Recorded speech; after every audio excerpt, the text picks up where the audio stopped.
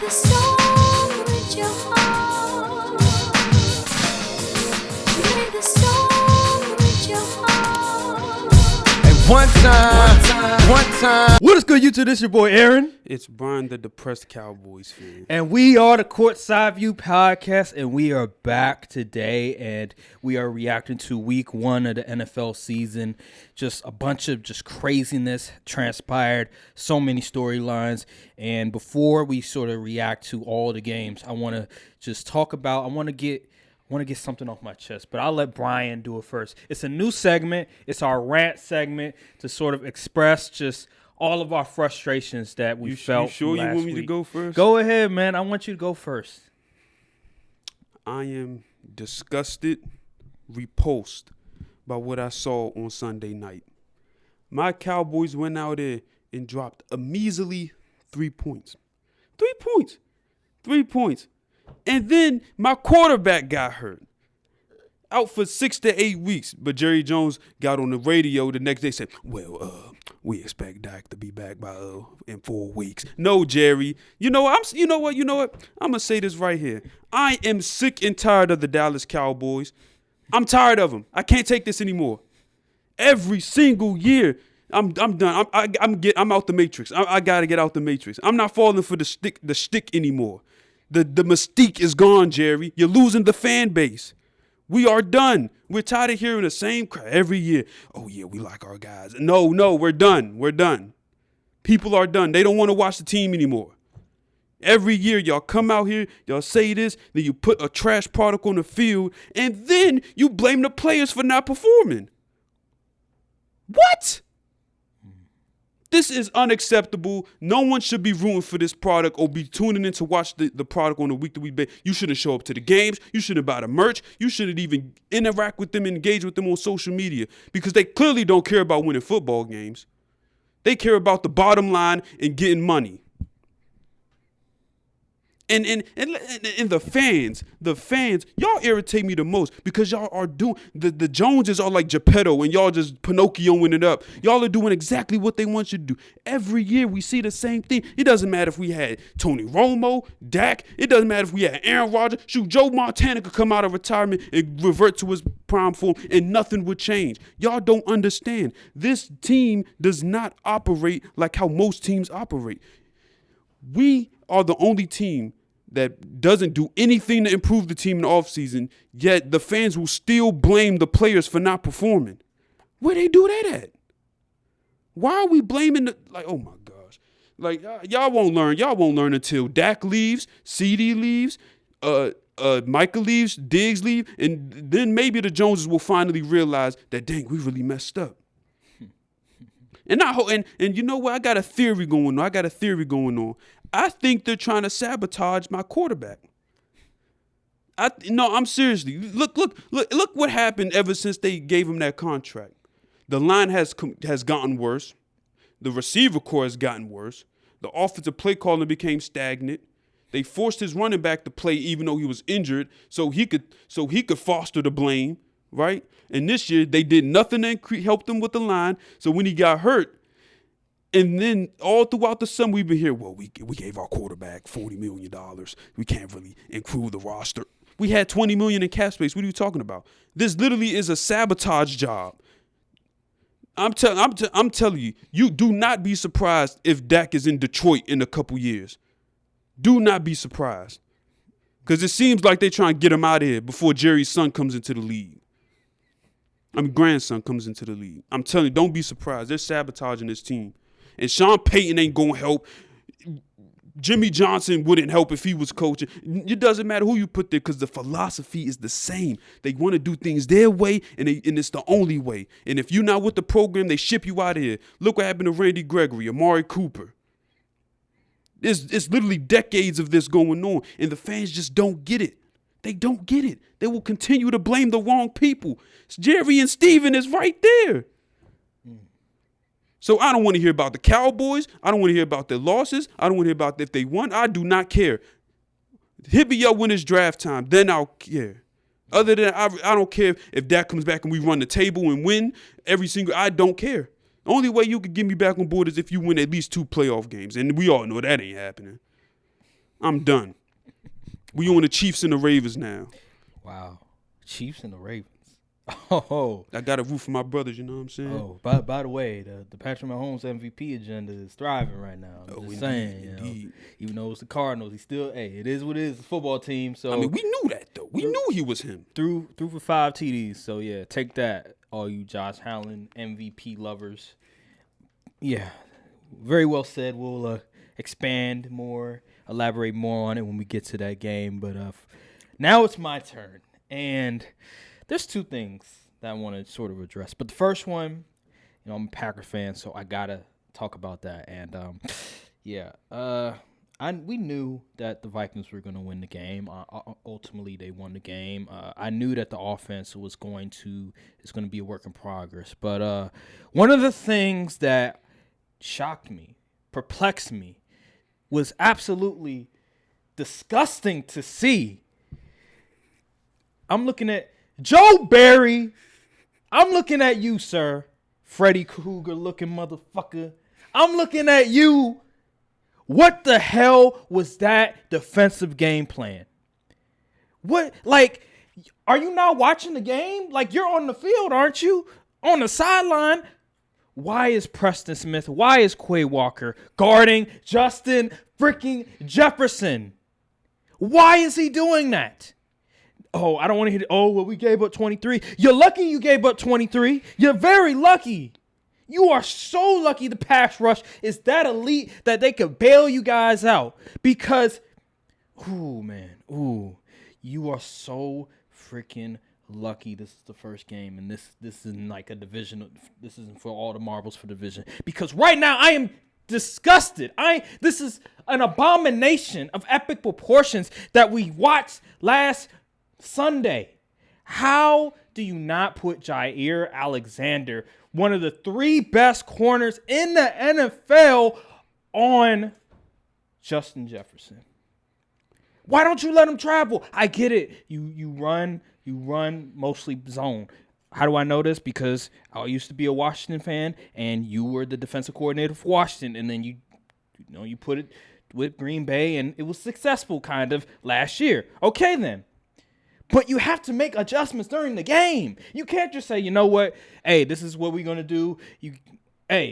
Put all our chips on. No, you gotta have an ace up your sleeve.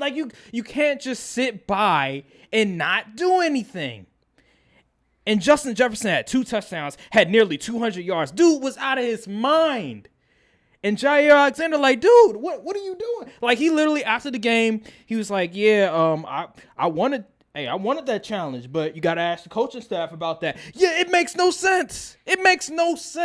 So next time we play the Vikings, you better have Jair Alexander on Justin Jefferson. He acting like our secondary some scrubs. We got some dogs in our secondary. We got Adrian Amos, Darnell Savage, Eric Stokes, Jair Alexander. We got some dogs up in there. We don't got no bumps. We ain't the Cardinals out here. We ain't the Jacksonville Jaguars. We ain't these teams with bum ass secondaries. We are the Green Bay Packers. We don't have Kevin King out there. He's not even in the league right now. He a free agent. We don't got nothing like that. We got some dogs in the secondary. But you want to act like you trying to hide them? When we're paying them this money for a reason? We re-signed Rasul Douglas for a reason? Because we believe they can play man-to-man coverage. They can play at maybe not elite, but pretty good. Come on, man. Come on, man. It makes no sense to me, Joe Barry. So next time, I better see some adjustments. You better not just let Justin Jefferson roam free that easily in the zone coverage. It was ridiculous. It was absolutely ridiculous. That's all I got. And then Christian Watson. I'm gonna be fair. It's your first game. You're a rookie. It's almost as if the draft scouts have been saying he has an issue with dropping the ball. But I don't know. Come on, man. It hit you right in the hands, bro.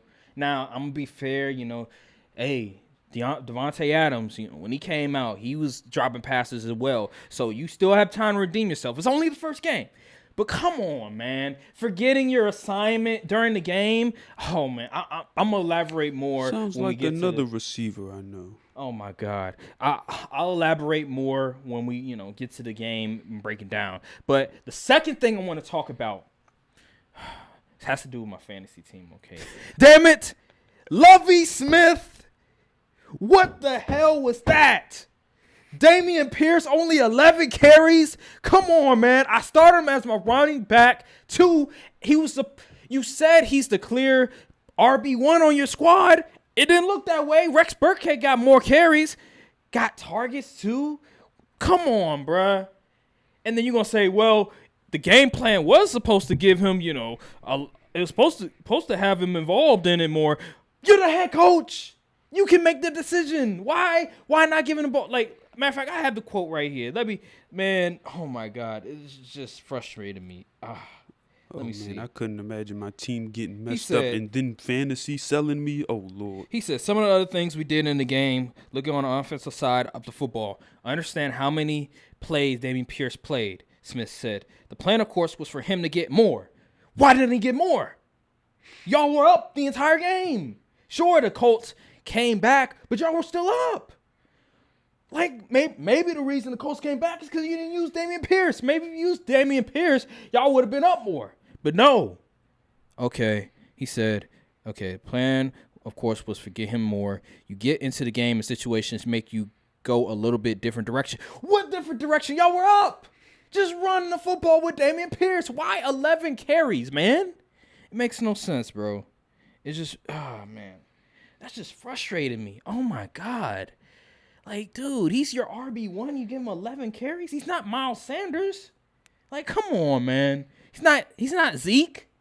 He's not Zeke. Wash. Oh, I'm just playing. Zeke he was one of the few offensive players that was worth something Sunday. Okay, so let's get to the games, man.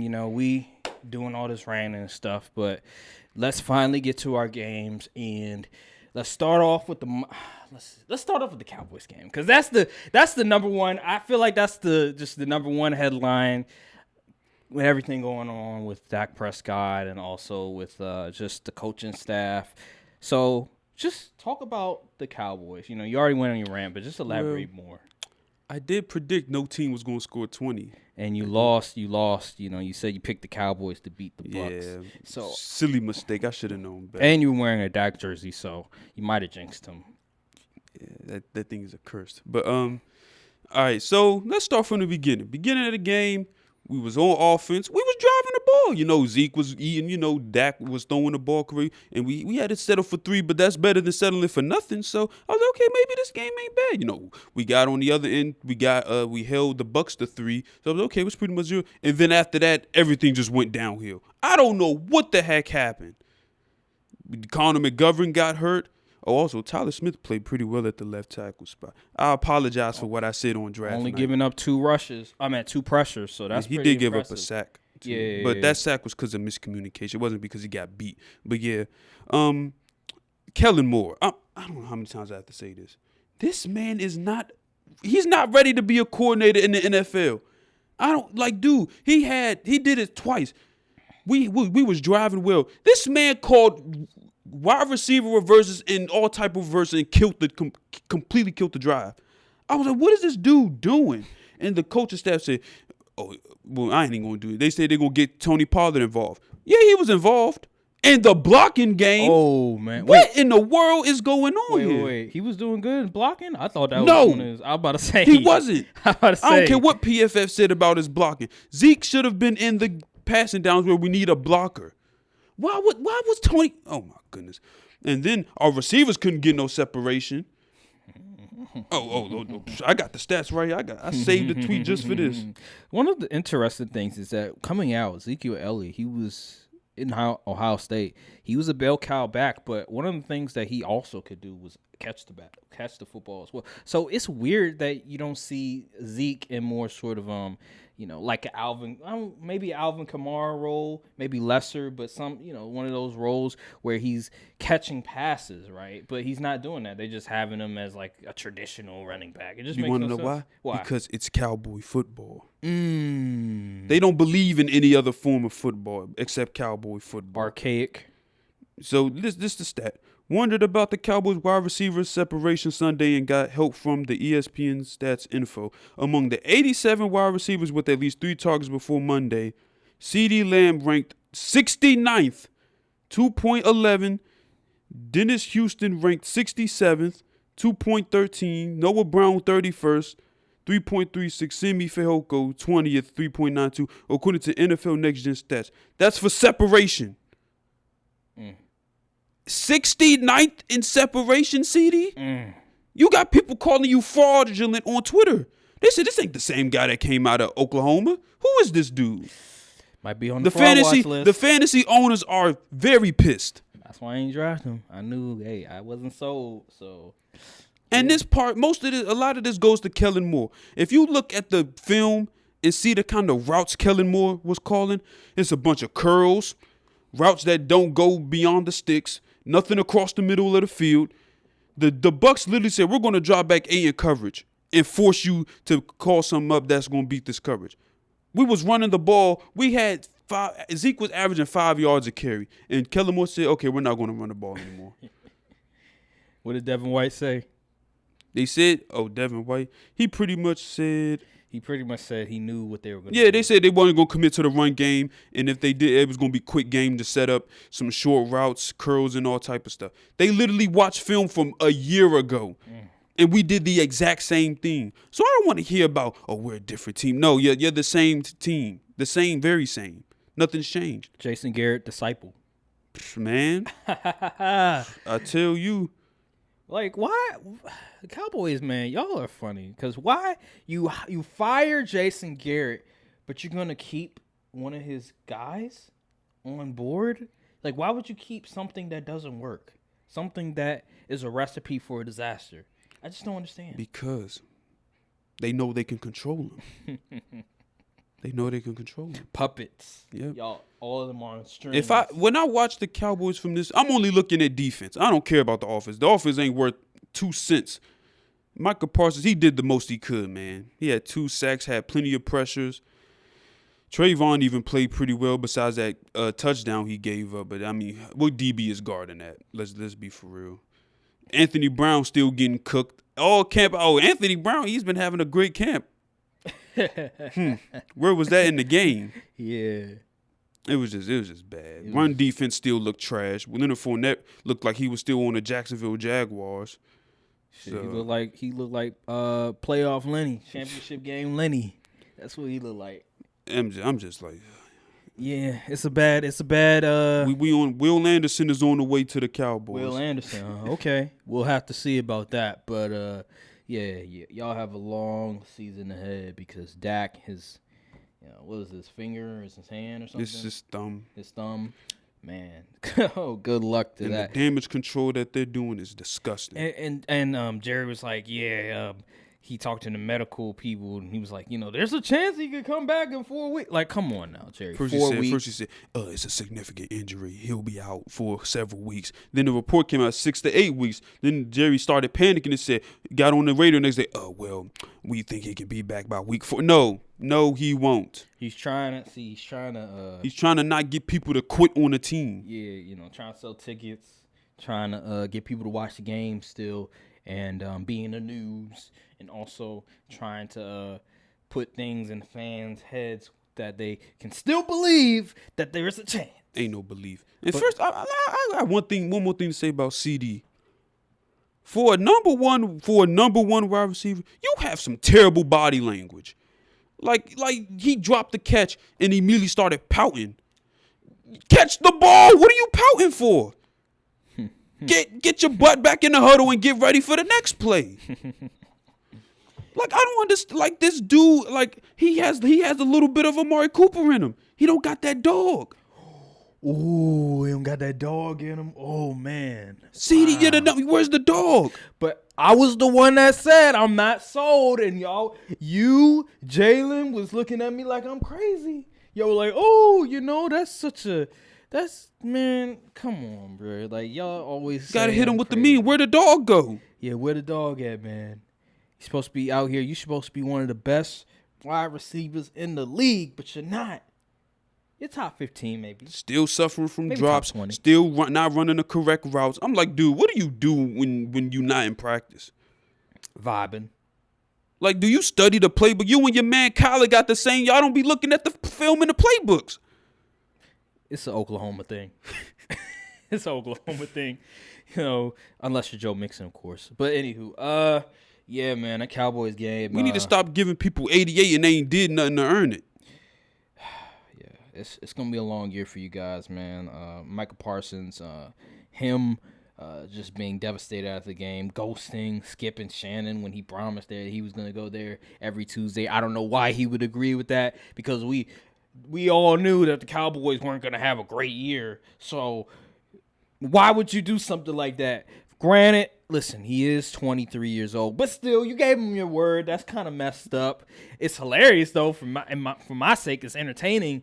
But damn, Skip was doing all that. I'm not even gonna say the word, but he was doing all that praising for Michael Parsons, and then he just stabs him in the back and goes him, and then his camp doesn't even respond as well. It's like it's just a calculate. It feels like it's just a calculated thing. I'm telling you, Jerry made the call. He made the call. But damn, don't even reach out. Say, yeah, we can't do it. Like, just ghost them altogether. Like, they gave him equipment and everything. That is crazy, bro. I've never seen an athlete do something like that, where they just ghosted a network that they promised they were going to be on. Wow, that's just, I heard technical difficulties, but man, just something like that, that is just messed up. But it's hilarious at the same time. So let's go to the next games. I want to go to, since it's you're a Cowboys fan, might as well go to the Packers game. And I thoroughly enjoyed that butt whooping. I bet you did. You know, being you just don't like the Packers because what we always do to you guys. But granted, I knew that this was going to happen to a degree. I knew that the Vikings offense was going to do some things, even though they only scored 23 points, which was surprising in itself. But they still moved down the field with efficiency. It's just in key spots. You know, they got sacked or maybe fumbled the ball or something, I believe it was.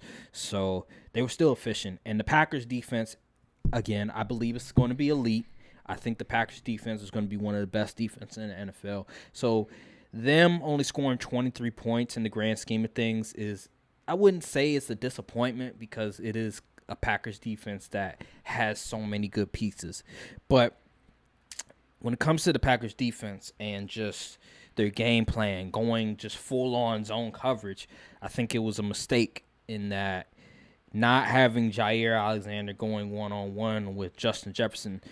Even though Justin Jefferson is a top 3 wide receiver, Jair Alexander is a top 3 corner. Like, you have to let him take that challenge. Like, you can't just say, yo, we're going to hide you, we're going to put you in this certain area, and you just stay there, certain zone area, and you just stay. Like, no, you pay him the big bucks to guard the best wide receivers. You can't just take that away from him.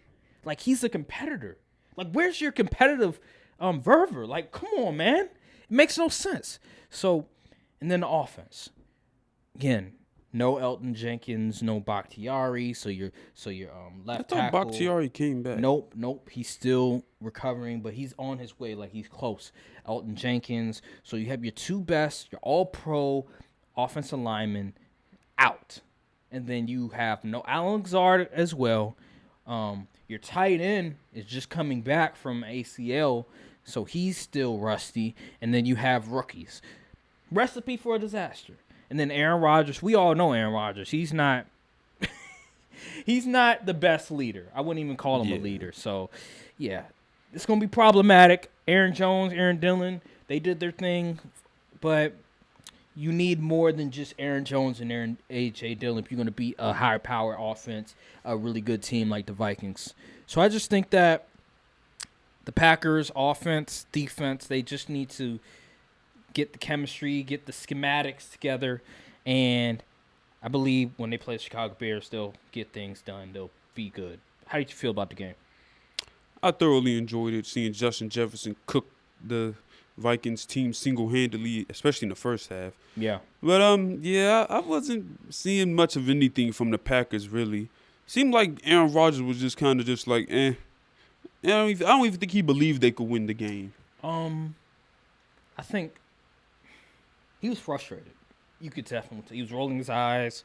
They had like video of him on the sideline, on the bench area, and he was just frustrated. He was talking. I don't know who it was. Maybe it was a coach, quarterback coach or offensive coordinator, whatever. Yeah, he was frustrated. Christian Watson and Romeo Dobbs was sort of chatting one another, I guess, sort of talking about like the route that Christian Watson sort of messed up. So they were just discombobulated the entire game. You could just tell. And that's exactly why I picked the Vikings. I said, give me the continuity. Yep. And then also Kevin O'Connor coming in with that offensive game plan from the Rams. I just really like the Vikings that game. Look. Sean McVay disciples get their receivers open. Look what my somewhat genius offensive coordinator does. Yeah, it's very interesting. That just lets you know Sean McVay, Mike Shanahan, guys like that. Like they, not only are they good you mean coaches. Kyle Shanahan? No, Mike Shanahan. Mike Shanahan? I bring up Mike Shanahan because of the tree of coaches that came from his wing. They know how to breed like head coaches, man.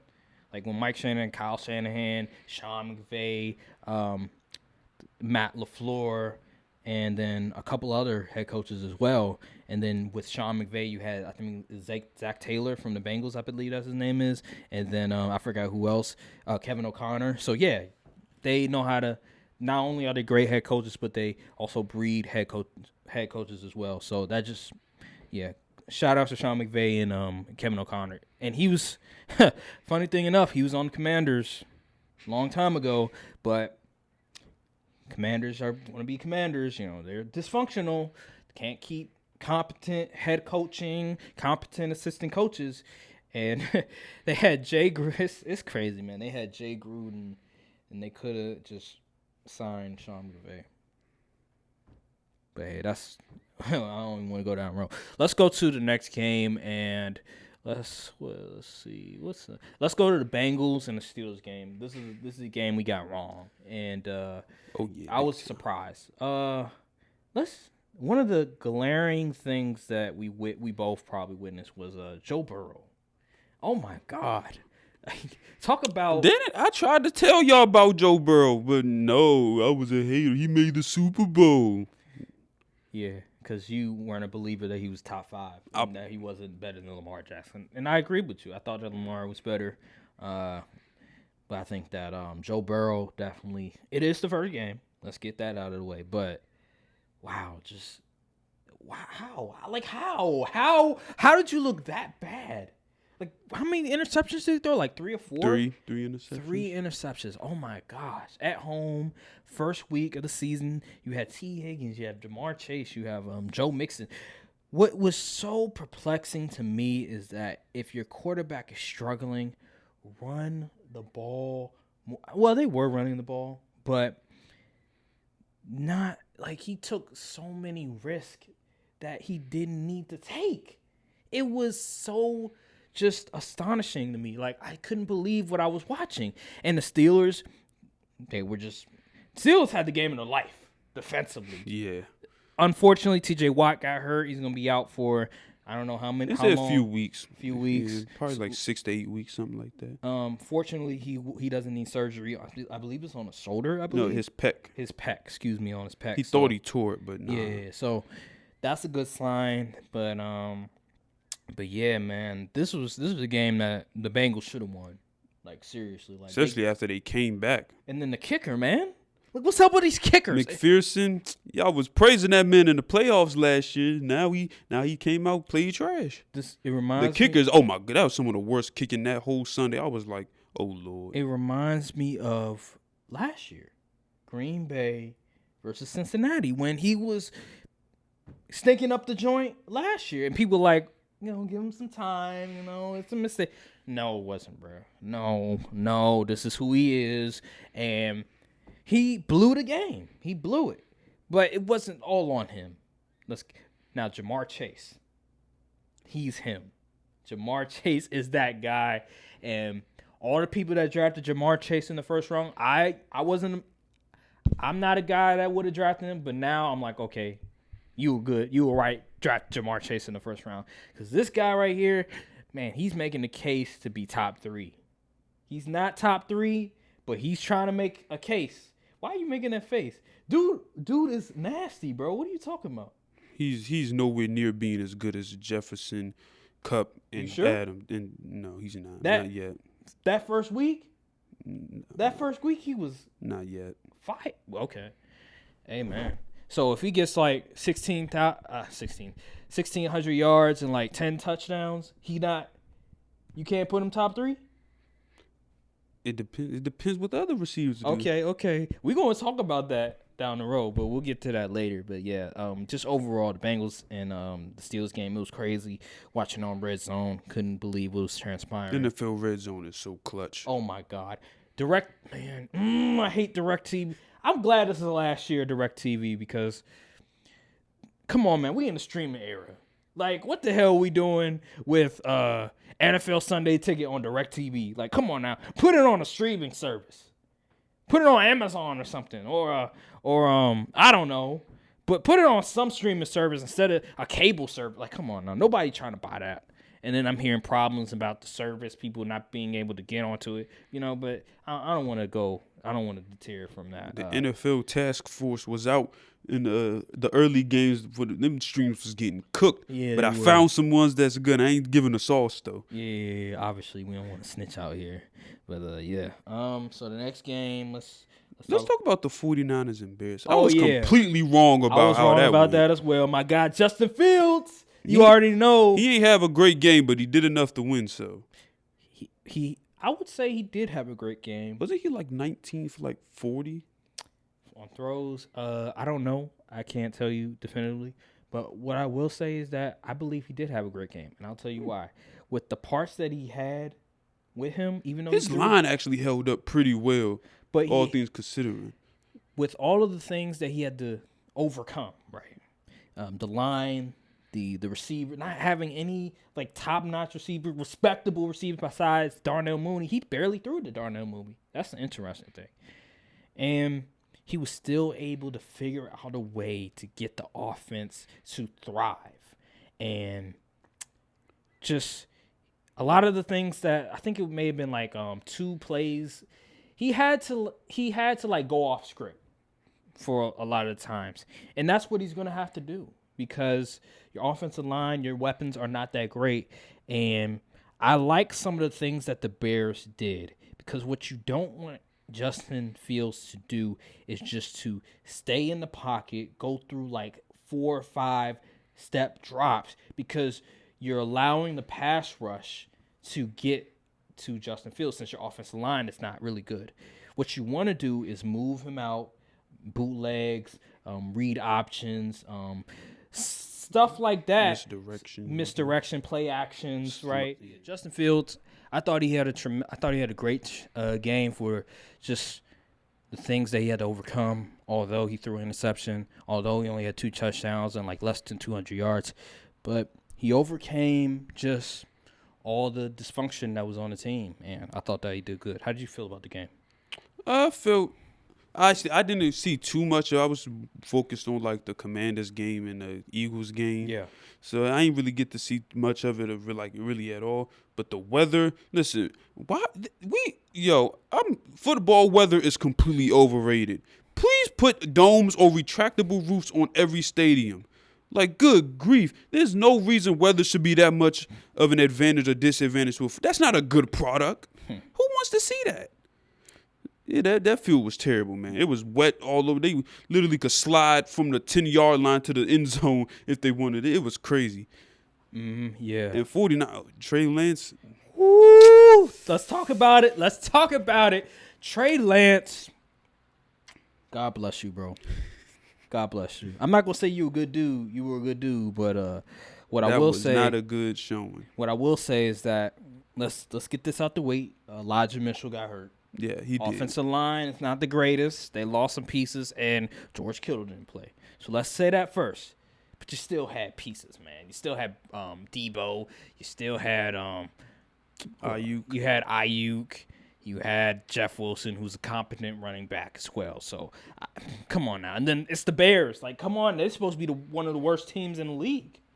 Especially on defense. So what happened? Like, what are you doing?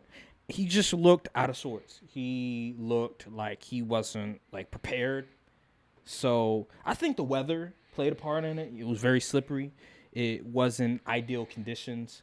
So I think that can definitely take a part on just his performance. But at the same time, I'm looking at Justin Fields and just what he's playing with and just him having to overcome.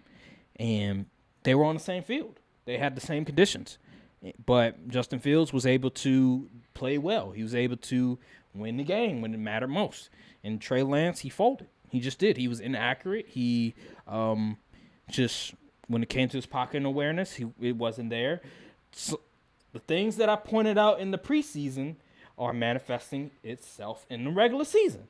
So all these people are like, oh, the preseason don't matter. Yes, it does. Preseason does matter, especially you can take some things away from the preseason to the regular season, like the offensive line.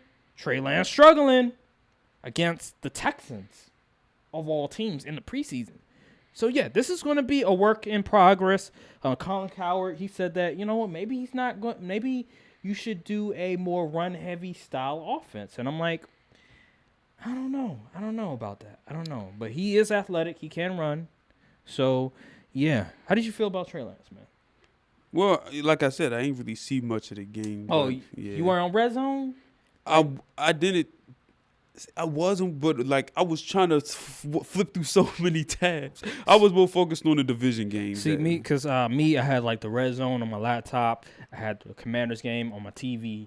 So that's what I had. Yeah, so I was like, wow. Okay. I was flipping back and forth between the Red Zone and the Lions and Eagles. I got you. So, yeah, so just gonna have to see how Trey Lance bounce back. I think he plays another bad team next week.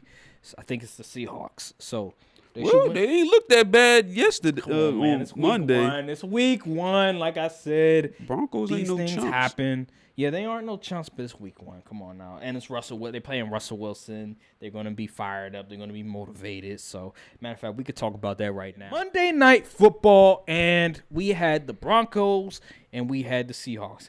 Russell Wilson returning to Seattle.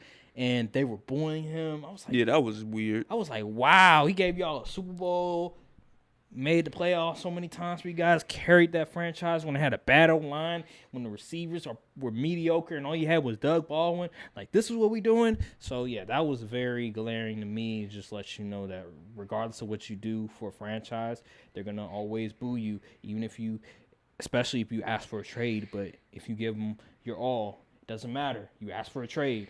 So, yeah, the Patriots, New England booed Tom Brady. So, I guess don't matter what you do. Yeah. No matter what accomplishment you make.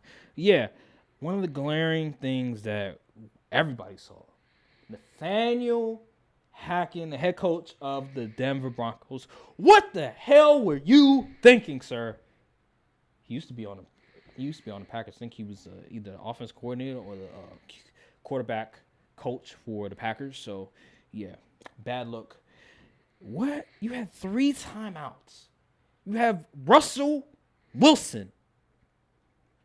Why are you kicking a 64-yard field goal on the road? If it was in Denver, I'd kind of understand because, you know, high elevation, the ball to travel further. But on the road?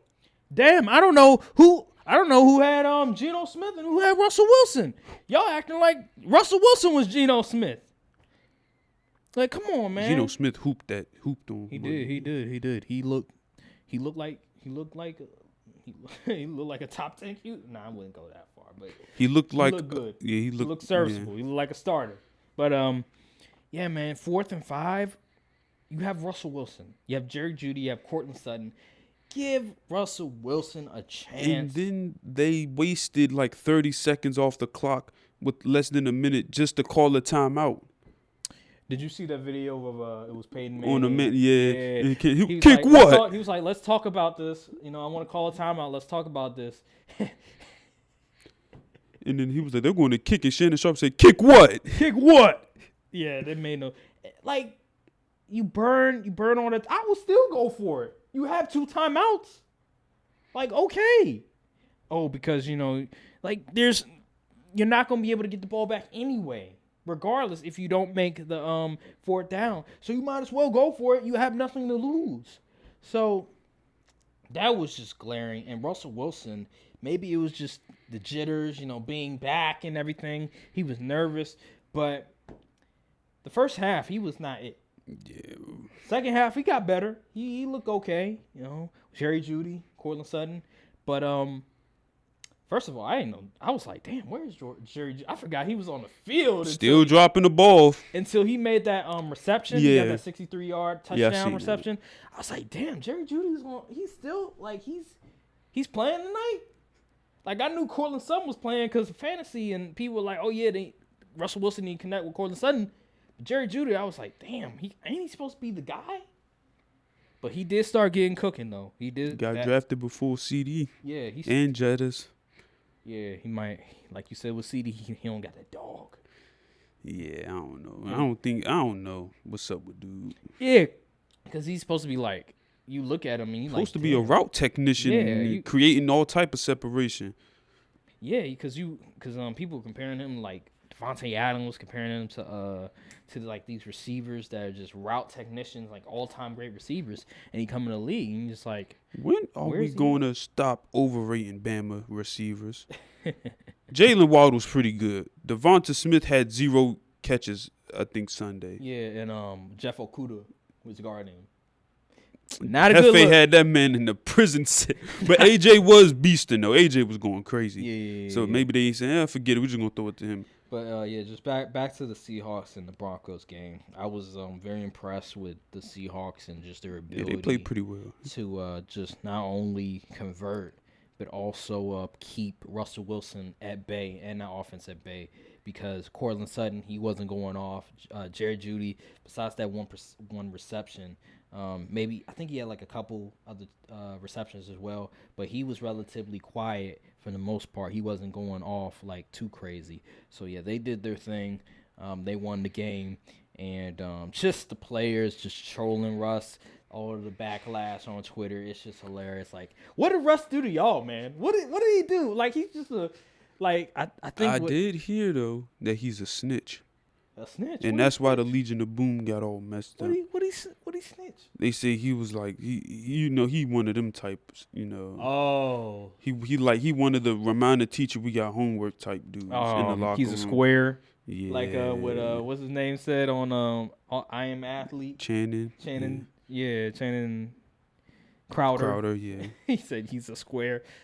I just think that it was a lot of static in that locker room. That's why the Legion of Boom and them got split up. That's what I heard. I think that all this just hate towards Russell Wilson is just a little forced. I feel like a lot of the people on Twitter, they just doing it just because it's just fun. The trend. It's trend, yeah. It's the trend because in the grand scheme of things, Russell Wilson ain't do nothing to nobody. Like, what has he said that was controversial? Let's ride. Like, real. That's it. Like, let's ride. And then all of a sudden, the players. So, I just think that all these people just bashing. Maybe they Russell think he's Wilson. a phoney. I don't know.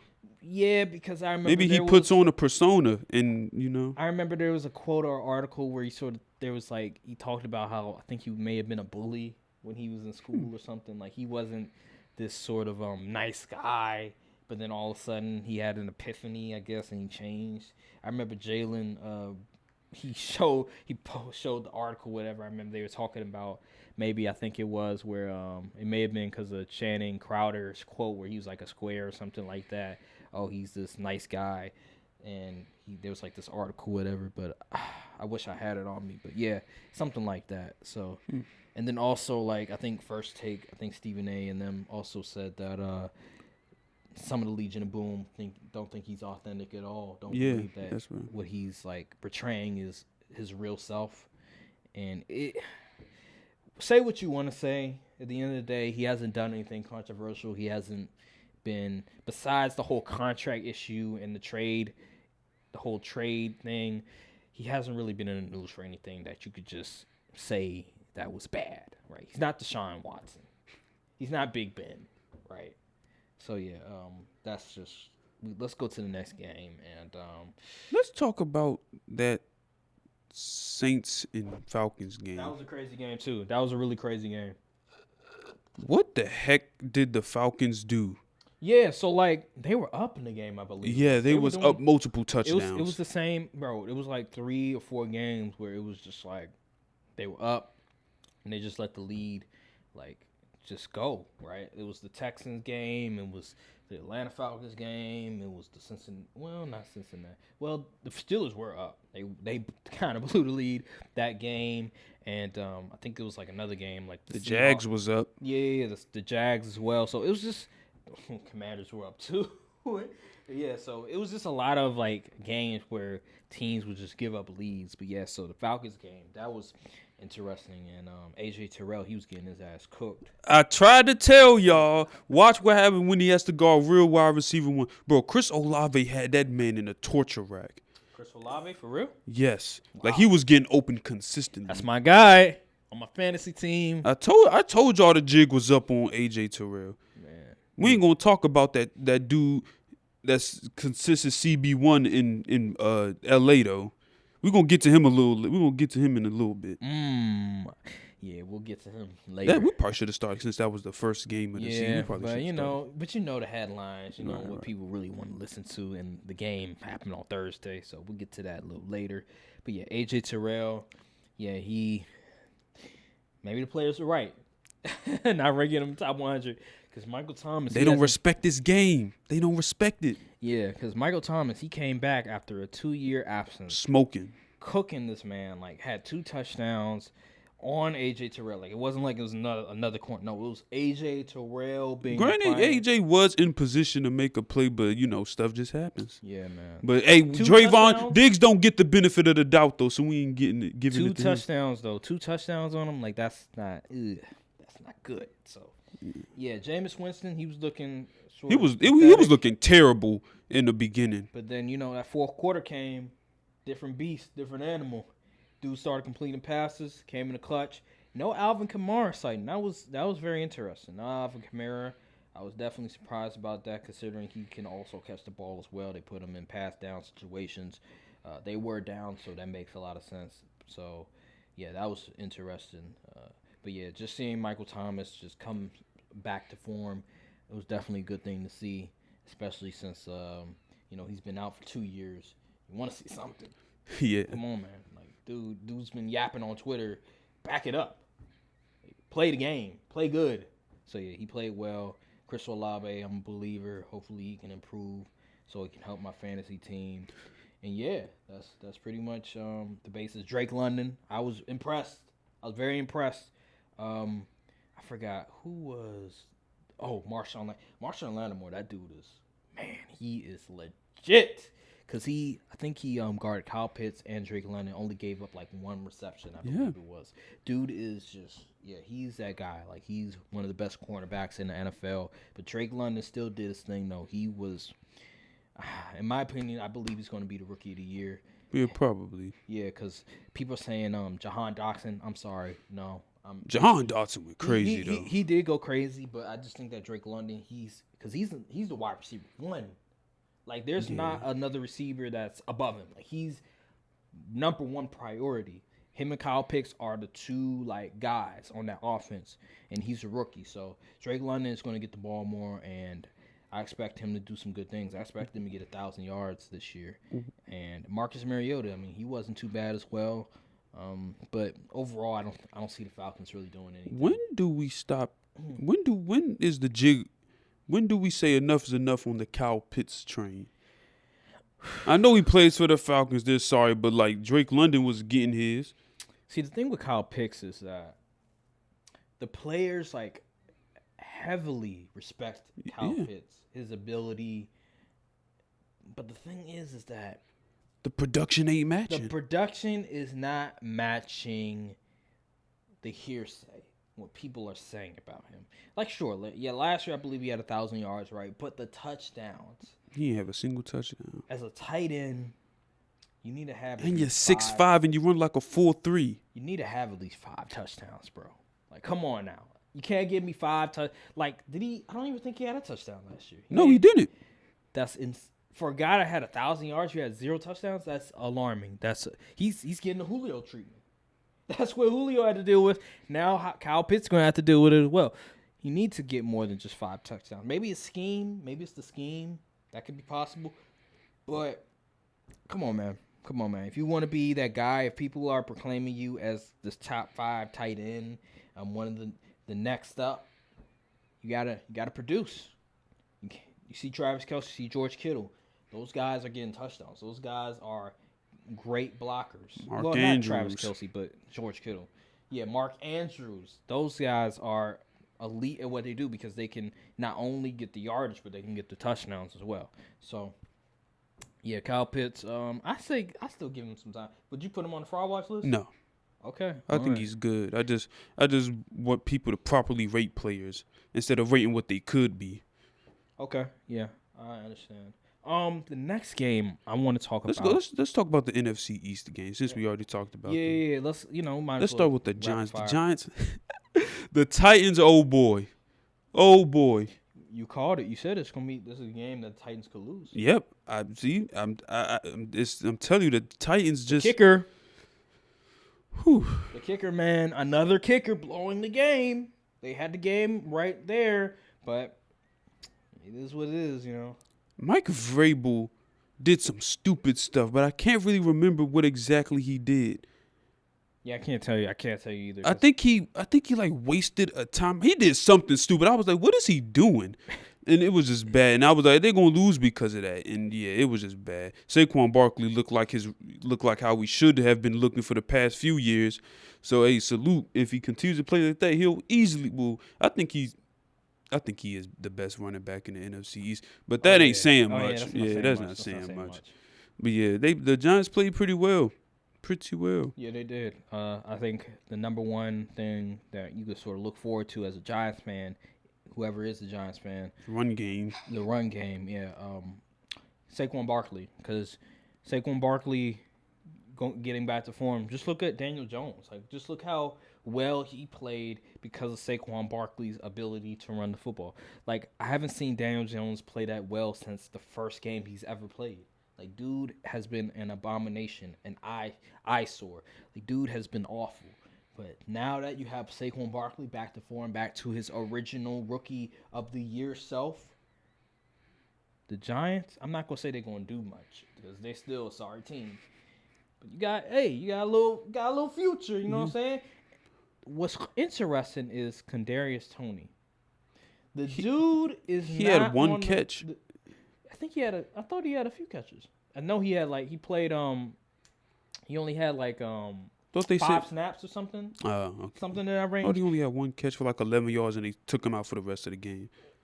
What's interesting about Kadarius Toney is that the reason why he's not getting the snaps is because of the playbook situation. He don't love the game. He's not memorizing the playbook. And until he memorizes the playbook, he's not going to go on the field as much. And you're right. He probably doesn't love the game as much. He likes the glamour life. He likes the aesthetics. He likes the money. That's that lifestyle. But he doesn't love to put in the work. Well, I'm not going to say that. I'm not going to question the man's work ethic because I feel like that's crossing the line. But what I will say is that it's very interesting that was he in the first round? Yes, he was a first round. First round draft pick with all that talent. He is talented. Look what he did in the Cowboys last year. He had 180 yards or something like that against y'all. Dude was legit, man. He has all the capabilities of being one of the best wide receivers in the NFL. He just doesn't have the mindset. So, yeah, man. Also, what the heck were the Titans doing? Bro, Derrick Henry did not get as many carries as he should have. Didn't make sense to me. Yeah, that was... He is coming back from injury. So they're probably trying to reel him in slowly. Rushed him in that playoff game last year, It is weird, though. Now, the RB2 for the Titans, I think they really like him. It seems like, because they ran him. They gave him some carries as well. I feel like the Titans, they're trying to preserve Derrick Henry's health so that he doesn't get hurt. Maybe that could be the case, because He did. I forgot what injury he sustained Was last it year. his foot? It was foot. So yeah, maybe the wear and tear because he is a ground and pound back. He's one of those backs that physical, very physical. He's not gonna make you miss like a Saquon or like some other of these backs. Like he's trying to run over you. So it's gonna take a beating on just his it's just gonna take a beating and eventually he's gonna wear out. So yeah, I think that the Titans losing AJ Brown is definitely gonna hurt them a lot. Even though Treylon Burks's on the team, I don't know. I think he did all right. I don't know. Yeah, he's okay, but Ryan Tannehill and it just you know what the Titans are? They're like vanilla. Like they're just like look at them. Like they alright. Like you ain't gonna do much. Yeah. So yeah, that game. I want to get to the Raiders versus the Chargers, man. I said I told y'all Derek Carr ain't the guy. I asked you. I said, should we put Derek Carr on the fraud watch list? Reason why is because I'm hearing all these analysts. I'm hearing all these people saying, "Oh, Derek Carr is really good. Derek Carr, with all these pieces, hey, watch out." This man stunk up the joint. I'm putting him on. You know what? Screw it. I'm putting him on the fraud watch list. Derek Carr is on the fraud watch list until further notice because what he did the first week of the season, he targeted Devontae Adams. I was surprised he got all them targets because I thought he was gonna move, spread it around, but no, he tried to get Devontae Adams going early and it helped him in the stats. But Derek Carr in the offense, they look pedestrian, and the Chargers. You called it. We called it. We picked the Chargers to win. Justin Herbert, Keenan Allen sensational. Got hurt. Mike Williams, he didn't really. And do then much. DeAndre Carter coming out of nowhere, man, hooping. Whew. Dude was phenomenal. Phenomenal. Justin Herbert is a special talent. I have Very no special. problem saying he's top 5. Now, Mike Tannenbaum, you're smoking crack if you want Justin Herbert over Patrick Mahomes. You're smoking crack, my sir. I get it. You were a GM one time, but I don't want to hear, "Oh, it's because he has a stronger arm. He's bigger." Like I don't want to hear all that. It's not just playing quarterback. Let the man get to the playoffs first, please. Playing quarterback isn't just about having the stronger arm or being, more athletic. It's also about the mind. It's also about. Well, you have heard that Pat Mahomes couldn't read defenses real good, and he still won a Super Bowl. Yeah. Think about that for a second. What did Justin Herbert do? What has he done? That's why I say Pat Mahomes and Giannis are the same. They all lack a certain aspect of the game, but they still dominate and still found a way to win. See, Justin Herbert is he's just different, bro. The way he could. When I saw him throw that football, when I see him throw that ball. By the way, Adrian Peterson, hopefully Yikes. You're okay, but yikes. Yikes. If you know, you know. But, Justin Herbert, he's just different. Just the way that he's able to, throw the football. His dude is a generational talent.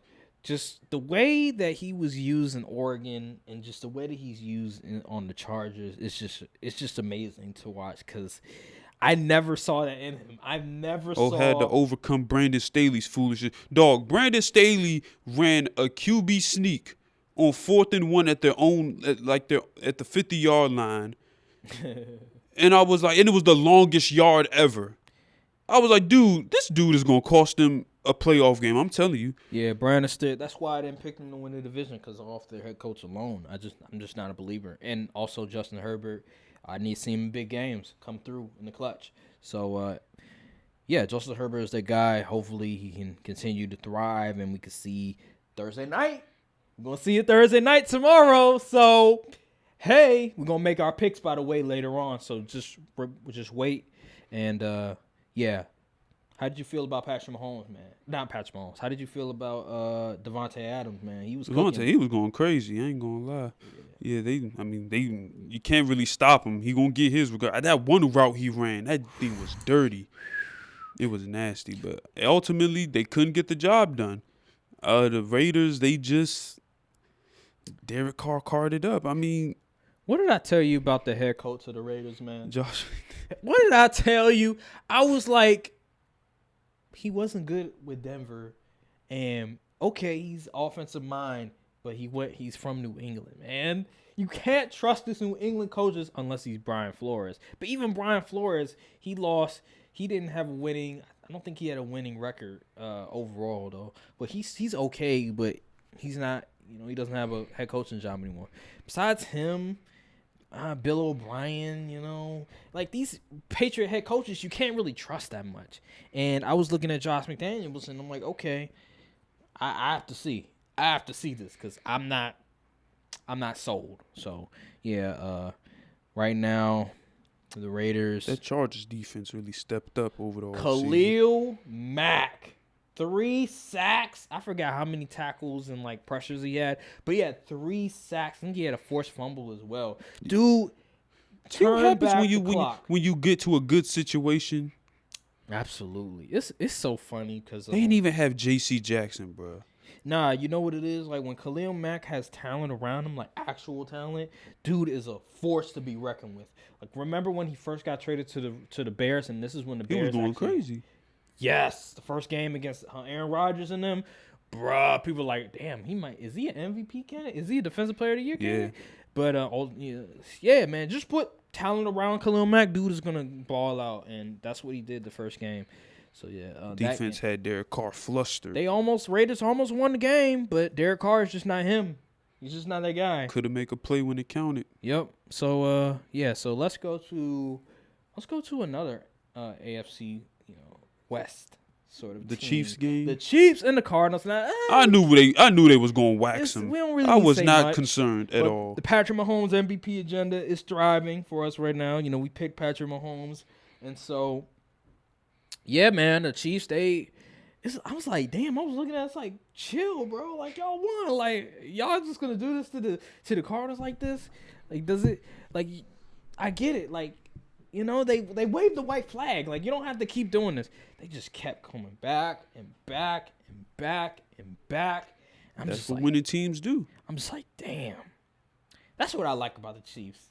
They have that killer in them. They had that dog in them. They're And like everybody with Juju had like 70-something yards. Like I was like, dog, these are good receivers. Tyreek Hill was good, but like Great. he's not irreplaceable. Yeah, he was great, but he's not irreplaceable. I mean, he kind of is, Yeah, but he like is, but you you can can- still make up some of that production. yeah. It wasn't like they just surrounded Pat Mahomes with bums. Right. So the Chiefs, man, that defense was something else, man. For the Chiefs, I was shocked. I was very shocked. Now, it could be the Cardinals. It is the Cardinals. They didn't have a lot of pieces. They lost some pieces from last year, so no DeAndre Hopkins. So, yeah, that could be the case. But still, the Chiefs, they did their thing week 1, so I'm happy about that. But let's get to – there's another game. If I'm forgetting the game. I know that the Rams and the Bills, so I guess – is that the last game? Or I want to talk about the Eagles game. let's talk – I knew I forgot a game. Eagles game. Bruh. First of all, I was right. I said the game was going to be within 3 points. I didn't think it was going to be a shootout like that, but I did say it was going to be within 3 points. Yep. I knew it was going to be interesting. I was wrong about the Lions winning, but, hey, it was a close game still. They came back. They gave them a little scare. I like the Lions, man. The Lions they really do have grit. I told you the offense, bro. Amon-Ra St. Brown ain't no joke. DJ Chark, DeAndre Hey, Swift. look, DJ Chark had Slay looking a little funny. I ain't gonna lie. James Bradbury, he got a pick, but yeah, them corners. Jared Goff, the reason they lost that game. Yeah. Unfortunately, but Amon-Ra St. Brown, he's that guy. I try to tell people in fantasy, all these people, why'd you draft him that high? Because he's that. I'm telling you. I said it's very possible he can get 1,200 yards this year. They were like, oh, he has all T.J. Hawkinson coming back. They got DJ Chark, DeAndre Swift. Like he ain't gonna get the ball as much. I'm like, okay, we'll see how it goes. And he got the ball. He did. And DJ Chark still got his. DeAndre Swift still got cooking, his. Yeah. T.J. Hawkinson, it's looking like he's not gonna really be that guy. But those receivers. Jared Goff loves throwing to those receivers, so Josh Reynolds was about getting that. his too. Josh Reynolds, so Jamal Williams. Yeah. Even though he had a fumble, I think. Or something like that. Aiden Hutchinson, he wasn't doing much. But granted, it's Lane Johnson. Yeah. He was getting pushed back. Lane Johnson was he was reminding him that, yo, this is big league. You know, you're not in college no more. But Trayvon Walker, he's making me eat words, yeah. man. I mean, we'll get we'll to get that. to we'll get to that. Just let's talk about the Eagles. Listen, I've said it. Jalen Hurts didn't impress me that much. He made the throws he was supposed to make to win the game, but like as far as him passing from the pocket, I wasn't really seeing the improvement. A lot of plays were made because of his legs. Yep. And the Eagles' run defense didn't look much better. They was getting cooked even though they had Jordan Davis. Like the Eagles, they good, but like they still got a ways to go. You can't crown them Super Bowl favorites already. That's not how the game works. A.J. Brown. That dude. Hello. This guy right here. I was so mad when somebody drafted A.J. Brown in my fantasy team because I wanted him. I was like, damn it. I was going to have him as my wide receiver, too. I had him in my mock drafts, and somebody drafted him. But it's all good. I got him on Russell Brown. But still, I knew this dude was going to be good for the Eagles because I knew you pay him all that money. He's a great bailout guy. He's the wide receiver one. Dude is going. He's healthy. Dude wasn't very healthy last year. He's going to get his, and he did. Man, dude, A.J. Brown is physical. Like, I seen him, like, if he caught a ball, got some yak, and they legit couldn't tackle him. It took, like, 3 dudes to bring him down. One of the more underrated receivers in the league, in my opinion. I feel like he doesn't get as much credit as he should. He is probably because he was on the Titans. That too. That is true. And Ryan Tannehill was his quarterback. So, Derrick Henry was also the running back, so he's going to outshine him. A.J. Brown is just – I remember there was this debate. They were like, okay, would you take the running back and Derrick Henry, or do you take A.J. Brown? Like, who would you rather have? And A.J. Brown. Yeah, that was like – it was because like, the shelf life for running backs. Yeah. So that was like the whole debate. Well, it's looking like people that say A.J. Brown was right because this dude is just, man, if he keeps playing like this, number one, I think he's top 10 right now. But if he keeps playing like this, man, whew, hey, he's creeping top 5 if he keep playing like this. I'm just saying. Now we'll have a debate who will be above him, but dude really had himself a game. Devontae Smith, man, Alabama receiver, broke the record. I think he had he broke like all these records in college. He won the Heisman, which is a rare feat for a wide receiver. But he got clamped by Jeff Okudah? Hefe, man, he was balling. Like, come on, man. Like, I think he had 0 receptions. Yeah, he didn't get a single catch, I don't think. Dude, Devontae Smith, man, you're supposed to be this, just like with Jerry Jeudy, this wide receiver. I said Bama receivers. I'm telling you, they ain't who they cracked up to be. It's the last elite Bama receiver was Julio Jones and maybe Amari Cooper. It's them skinny wide receivers, bro. Like, it's always in like skinny, sort of lengthy wide receivers like Jerry Jeudy and Devontae Smith that they're just not thriving. Because when you go to the NFL, man, you need to be strong. You know, they press you off the line. Yeah. They press you off the line, man. It's a battle. This is a war. So Jerry Jeudy and Devontae Smith thinking that they can get away with being all skinny and stuff. Like, there's not many AJ Greens in the league. And AJ Green, I think he was like 6'3", 6'4". Yeah. Like, dude was pretty tall. These guys ain't 6'3", 6'4". AJ Green was fast. He was tall. Dude could do it all. Y'all are not AJ Green. So get in the weight room and practice your release, because right now y'all not getting the receptions. Y'all not getting open. Yeah. So, yeah, I just have to say that. And we let the Eagles have Devonta Smith. We traded them that pick and said, okay, take Devonta Smith. You ain't going to do nothing with him. But, I mean, there's still time, though. Yeah. It's the first game. But it is Jeff Okudah. Like, come on now. Maybe Jeff Okudah got better. He did get better. Maybe no. Maybe he might be So scheme, man. Scheme makes a difference. We didn't really get to see him last year because he got hurt. Mm-hmm. But now this year he's back. He had a full training camp off, so yeah. Okay.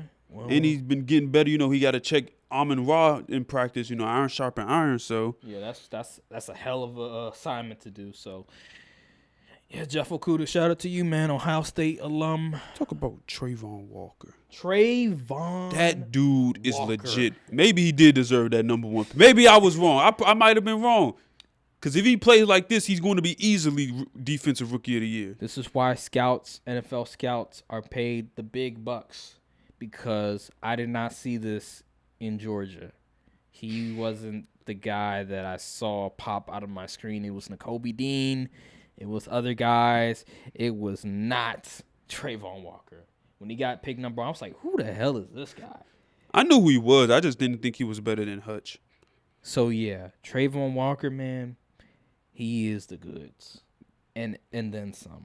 How'd you feel about Trayvon Walker? That man was that pick he had. He was rushing the passer, stopped, leaned. I was, oh my goodness, there's no way he just did that. Yeah, man. Had Carson Wentz tap dancing. Yeah. Oh my God. He was. I don't know if that's. It could have been because the Washington O line isn't that great, Nope, but it's still, that dude was a game. Him and Josh Allen was terrorizing. Oh my God. The future. That's the Yeah. future. If Trevor Lawrence, let's talk about Trevor Lawrence, man. It might be Fraud watch list. It might be CDL time. Fraud watch list. You on a fraud watch list, sir? I forgot to put him on the fraud. I put Tua on there. I put some other guys on there. But I ain't put Trevor Lawrence. Like, am I crazy? Trevor Lawrence, you're on the fraud watch list, sir. Like, what the hell is going on? Remember he missed that easy pass. Was that to Travis Etienne or was that someone else? Yeah, I think it was Travis Etienne. Wide open in the end zone, overthrew him. I was like, oh. Now, Travis Etienne did drop a pass. He did drop. He did. Travis Etienne. Oof. Y'all Clemson boys looking funny in the light. Oh, my God. But, yeah, Trevor Lawrence, you're supposed to be the most talented prospect in 20 years. Like, what is going on? Like, what are you doing? There was this video where he was giving a speech right before the game, and people were like, man, you couldn't motivate me or anything. You couldn't motivate like, dude, man, it's bad. It's bad. He might not be the guy. I don't know, but how, man? You have all that talent. You have all that ability. Talent? Oh, you mean individual talent? Yeah, okay. all that talent, bro. All that individual talent. I would think that he would put it on display. I would think that it would translate. Missed a lot of throws that you need to make. Remember draft? It was like draft day, the question mark. He said it was like a quote or something. People questioned his love for the game. I remember. And people like, man, I don't know if I want to draft Trevor Lawrence now. And they were just looking at his ceiling. They were looking at the talent.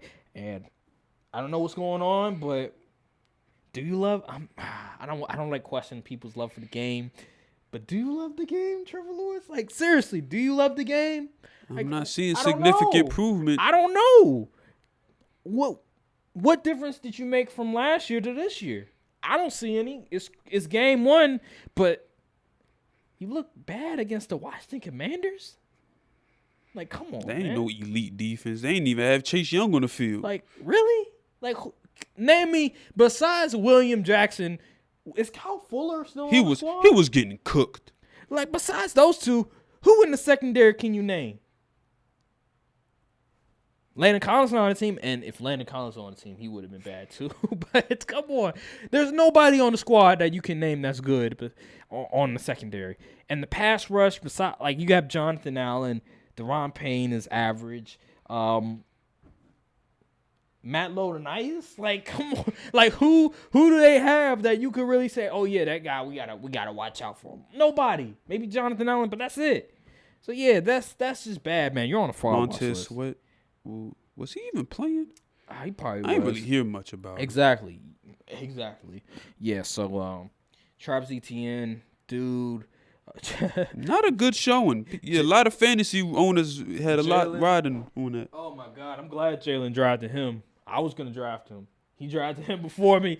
Thank God he drafted him because, oh man, because what James Robinson did, because James Robinson was balling. He took all of his carries because Travis Etienne was screwing things up. He was screwing things up. Yeah, man, that was just pathetic. Embarrassing. Zay Jones, surprisingly, he played pretty well. Christian Kirk, he was okay. Trevor Lawrence, man, you just get it together. Just get it together. Now, Is the last game? I feel like the last game is the Bills and the Rams, or did we forget the new game? I think we've covered we pretty covered much all all the the games. really intriguing games. Okay, so Bills and the Rams. I ain't think the Rams were gonna go out that sad. I knew the Bills was gonna win, but sheesh. 21 points? 21 points? I thought the Bills were going to win, but damn. Oh, Adam Schefter like, oh, yeah, the shoulder is, no, the what was it? The elbow. The elbow is fine. He feels better than he did last year. Cap. Cap. Like, come on, man. What are we doing here, bro? Matthew Stafford couldn't complete. They didn't complete no passes beyond 20 yards, I believe. He was just going Cooper Kupp, and whoever wasn't Cooper Kupp, yeah, I'm not throwing your way. Like Allen Robinson, like damn, what's wrong with Allen Robinson? Like why? I think he had one catch for 12 yards or something. Dude, like why? Somebody tried to trade me Allen Robinson. I'm like, get the hell out of here. He was like, yeah, I'll take Chris Olave. Like, no, I'm good. I am good. Because first of all, Allen Robinson hasn't been good since like beginning of pandemic. So I'm like, hell no. You could have Allen Robinson. Matthew Stafford's arm, it might be cooked. It might be cooked food. I'm just saying. It might. Cause, bro, it's just crazy. Like, all you're gonna do is pass. It's just nasty what's going on with this Cooper Kupp stuff. Like, you're just gonna force feed this man the ball. I literally lost my fantasy lineup because he kept feeding this man Cooper Kupp. I'm like, damn. And then that run game wasn't run game, man. It's so funny. Cam Akers is cooked. He's a cooked product. Brian, he was on the podcast. Who's also on What's the Play podcast. He drafted Cam Akers, I believe, in the third or fourth round. And, no way. Yeah. It's so funny. I was like, yo, where's Cam Akers? Like, I was literally looking, I was like, Darrell Henderson is starting? Like, I thought Cam Akers was the guy. So, look, I know what you're like, damn, why you guys have different outfits? So, the camera battery died, so we had to come back another day. Today is Friday, the day that the podcast will be uploaded, and we didn't finish some of the topics that we were doing. So, we're just going to talk a little bit more. So, we're going to, now, since it's Friday, we can sort of react to the game from yesterday, and that was the Chargers versus the Chiefs. And, man, it feels good to just watch football. It's like it's like a sign of relief. I don't know what it is. It's like seeing football on your television screen. It just feels like I don't know. It's just something about it that just makes you feel good. You know. Yeah. It really does. It's comforting. Right. So, how did you feel about the game from yesterday? I enjoyed the game. I want to say the Prime Vision is fire. Whew. If you wasn't watching the game on Prime Vision, you was missing out. I was trying to find it on the because I was on the Fire Stick with it. I was trying to find it on the Fire Stick, but I couldn't find it. But on my phone, I could find it. Were you able to find it on like the Fire Stick or anything? I got the Prime app on my TV, so I just put it on the TV. Yeah, I was trying to find it on it, but I couldn't find it. You have the app on your Fire Stick? Yeah. So what you had to do was you had to click the stream baseline regular broadcast stream, but then if you scroll down, it would show different versions of the broadcast. Gotcha. All right, So, I'll make sure to do that. But yeah, it's fire. Yeah. The cameras, The all 22, like you can really see how the play breaks down. That joint is fire. First of all, the cameras, that's not 4K, that's 8K because them joints was people clean. was like the camera was trying like your internet trash. My quality was fire. I don't know what you're talking about. But yeah, just talk about the game. How'd you feel? It was a close game. Even when the Chargers was up, they kept. I wasn't worried. I already knew how the Chiefs would get down. So yeah, it was a good game. You know, Herbert got hurt towards the end of the game. Hopefully, I think he might have cracked a couple ribs. Yeah. Or something, but like the tackle didn't even look all that bad. But you know, ribs are super easy to break. Yeah. So hopefully he's all right because I think that a few games of no Herbert could cost them the division. Oh, for sure, because just the talent alone, man, it's incredible. So, I think one of the things about the Chargers is just they're very talented. Like you can see the defense alone. Oh my God, Darren James, Joey Bosa, Khalil Mack, Asante Samuel Jr. Oh my God, Asante. Let's speak about that. I literally, you could pull up my tweets from draft night of 2020. I wanted Asante Samuel Jr. in the second round. Yeah, you did. You absolutely did. Here's the thing, because the Chargers, they did Charger things. Like, you see a lot of good things, but then when it comes to the second half, particularly the fourth quarter, they folded. And this was a question mark that I had about just Justin Herbert specifically, because I was like, okay, Justin Herbert, you're great. You're one of the best quarterbacks in the NFL, but I need you to do it when it matters the most, and that is the fourth quarter. And yeah, his ribs, obviously, they got hurt, whatever, they got cracked probably, but that interception. Now, you could say, oh, that was on Jared Everett. You could say, oh, it might have been on Justin Herbert. But at the end of the day, it was a risky pass to make, and he made that pass in the fourth quarter when the game was in their hands, essentially. But pick six. Can't do that, especially in your own end zone. So, how'd you feel about that play? Gerald Everett was tapping his helmet, which means take me out the game. Right. I'm tired. Right. And Herbert didn't have enough awareness to like not throw him the ball because the dude could barely move laterally. It's because he was targeting him a lot. Yeah, he had that. like 2 catch. He had like a 7-yard catch, then like a 20-something yard catch. So he was probably under the notion that, hey, I'm going to you a lot. I trust you, and I believe that if I go to you again, that we're going to be able to get the touchdown. But he didn't understand that dude was tired. He was gassed, especially since you're in the red zone area. So he probably thought, he's okay. He'll tough it out. But no, he was tired. And you would think, since the 2014 Seahawks Super Bowl game, that people would stop throwing on the 1-yard line. Why are we still doing this? It's a great, and it's not even like question. It's not like you're rolling out like how usually make go play action, roll out, hit the tight end. They just literally standing in the pocket, take a one drop step back, and just try to throw something. I'm like, no, why are we still doing this? It makes no sense. It makes no sense. I don't know. That's a great question because you have Austin Eckler. Like, I understand Austin Eckler. He wasn't having the best game, but he's still one of the best running backs in the league. He still can be a pass catcher. So, yeah, Austin Eckler, it just didn't make sense to me. That's why Brandon Staley, I'm not sold on him per se because he makes some of those mistakes that we point out a lot. I think he's a defensive-minded coach as well. So you need an offensive-minded coach, especially very young, right? The Kyle Shanahans, the Sean McVays, the Zach Taylors as well, that can sort of understand what plays need to be made, what plays need to be called at those situations. And he's not a guy like I can't name you the offensive coordinator for the Chargers. Like, do you even know the offensive coordinator? Is it I don't know. I think it's Lombardi. Lombard. I don't know. Mike Lombard? Like, I don't know who it is. I forgot his first name. Exactly. Like, if you can't even name the offensive coordinator, I mean, it's kind of a problem because usually like really good offensive coordinator. He used to be the coordinator for the Lions, I believe. Yeah. So again, they should have done. And Joe Lombardi. Yeah. Joe Lombardi. And another thing, I'm not going to put it all on Justin Herbert. Asante Samuel Jr. You have to catch those, man. Like, especially your father. You know who your father is. Like right in the bad basket, bro. Like right in the bread basket. His father probably was shaking his head at because he all about interceptions. I think he tweeted something too. Oh, I he forgot did? what it was, but he tweeted something too, like pretty much talking about it. So it was kind of funny. But yeah, you got to make those, especially against the Chiefs. Trayvon Diggs, that's 7.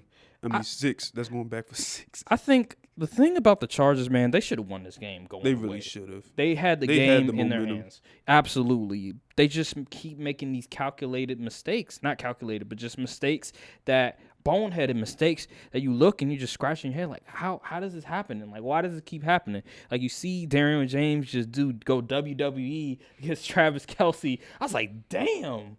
Like, really? That's what you on right now? Whole spine buster. Right. And then what was interesting is that Joey Bosa and Khalil Mack, they were sort of at bay this game. But when it came to the secondary, they were just locking shit down. And Mahomes, there was like these two throws that he tried to make that I was just scratching my head. Yeah, I was just scratching my head and stuff. So I was just like, why would you throw the ball to McCole Hardman, right? That one time where he got a flag, whatever. I was like, damn, was he thinking that Tyreek Hill was there? Was flashes of Tyreek Hill? And then it was another throw. I forgot who the receiver was that nearly got intercepted. I think it was MVS coming across the midfield. And it was like three charges over it. I was like, yeah, and then I think Asante Samuel, I don't know if that was the play where he almost had the interception. yeah, it was. Yeah, so I'm just sitting there and I'm like, okay, Asante Samuel, like that's 2 times. And then there was another time, it was like in the red zone, I believe. I think that was the second one I'm talking about. But yeah, the red zone area where it was like literally right in your hands, bro. Like, what are you like dudes need to practice catching the football. Well, you know what they say. If he had great hands, he'd be on offense.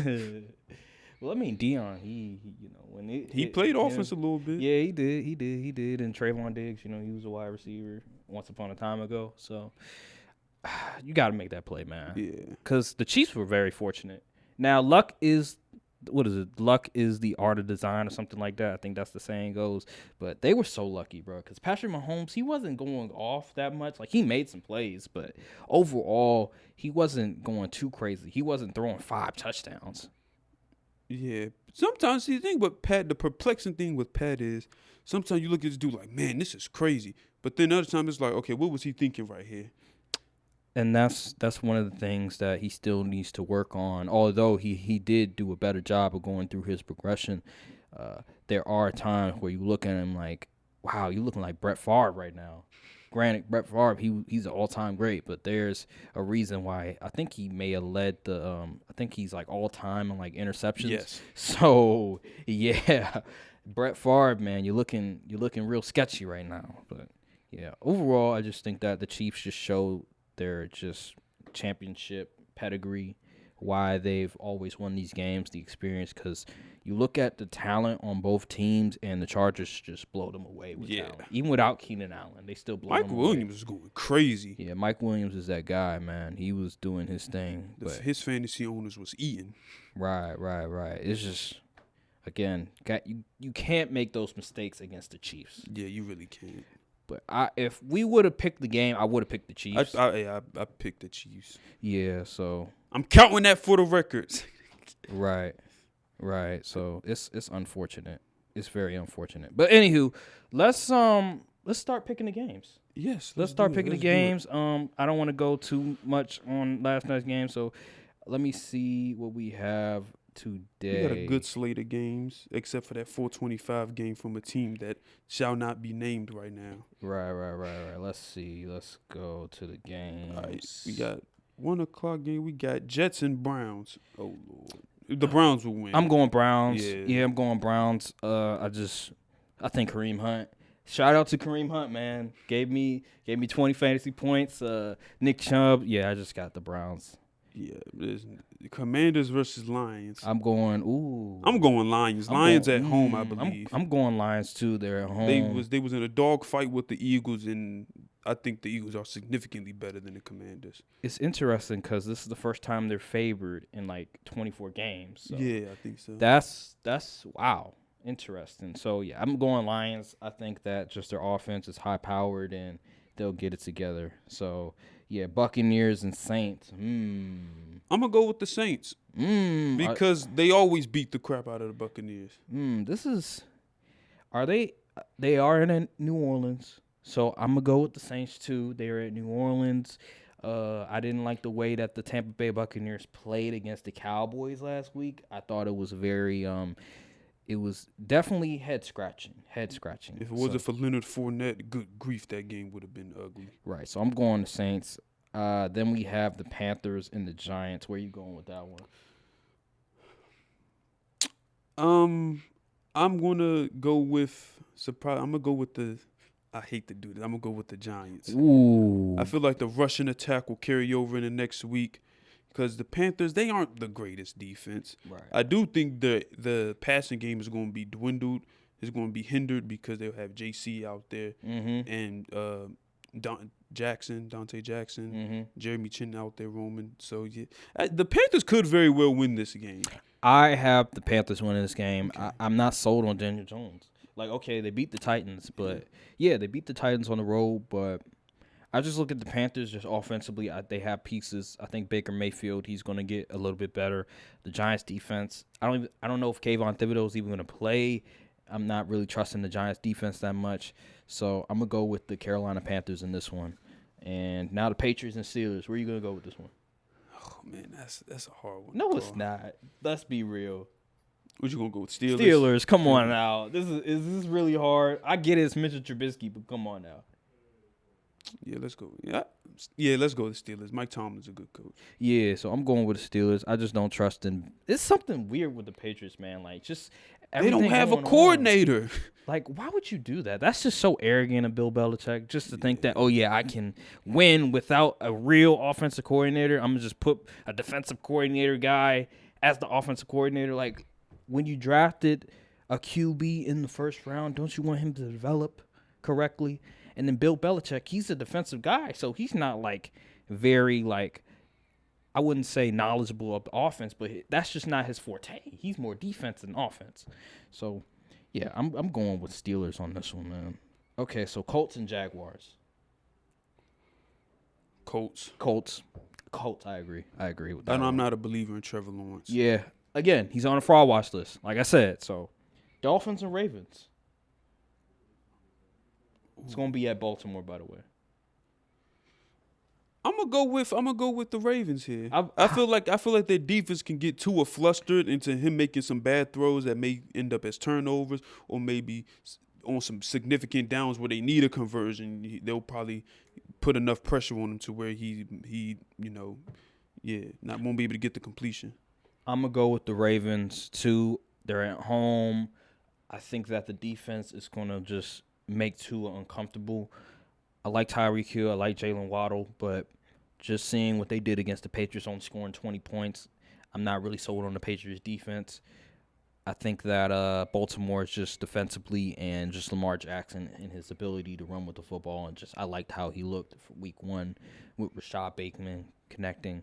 So, yeah, and then Mark Andrews as well. I think J.K. Dobbins might be coming back as well. So, I like the Ravens. I like the Ravens this game. I just think that defensively they're going to get to it, and it's going to cause some mistakes. So, yeah, Falcons and Rams.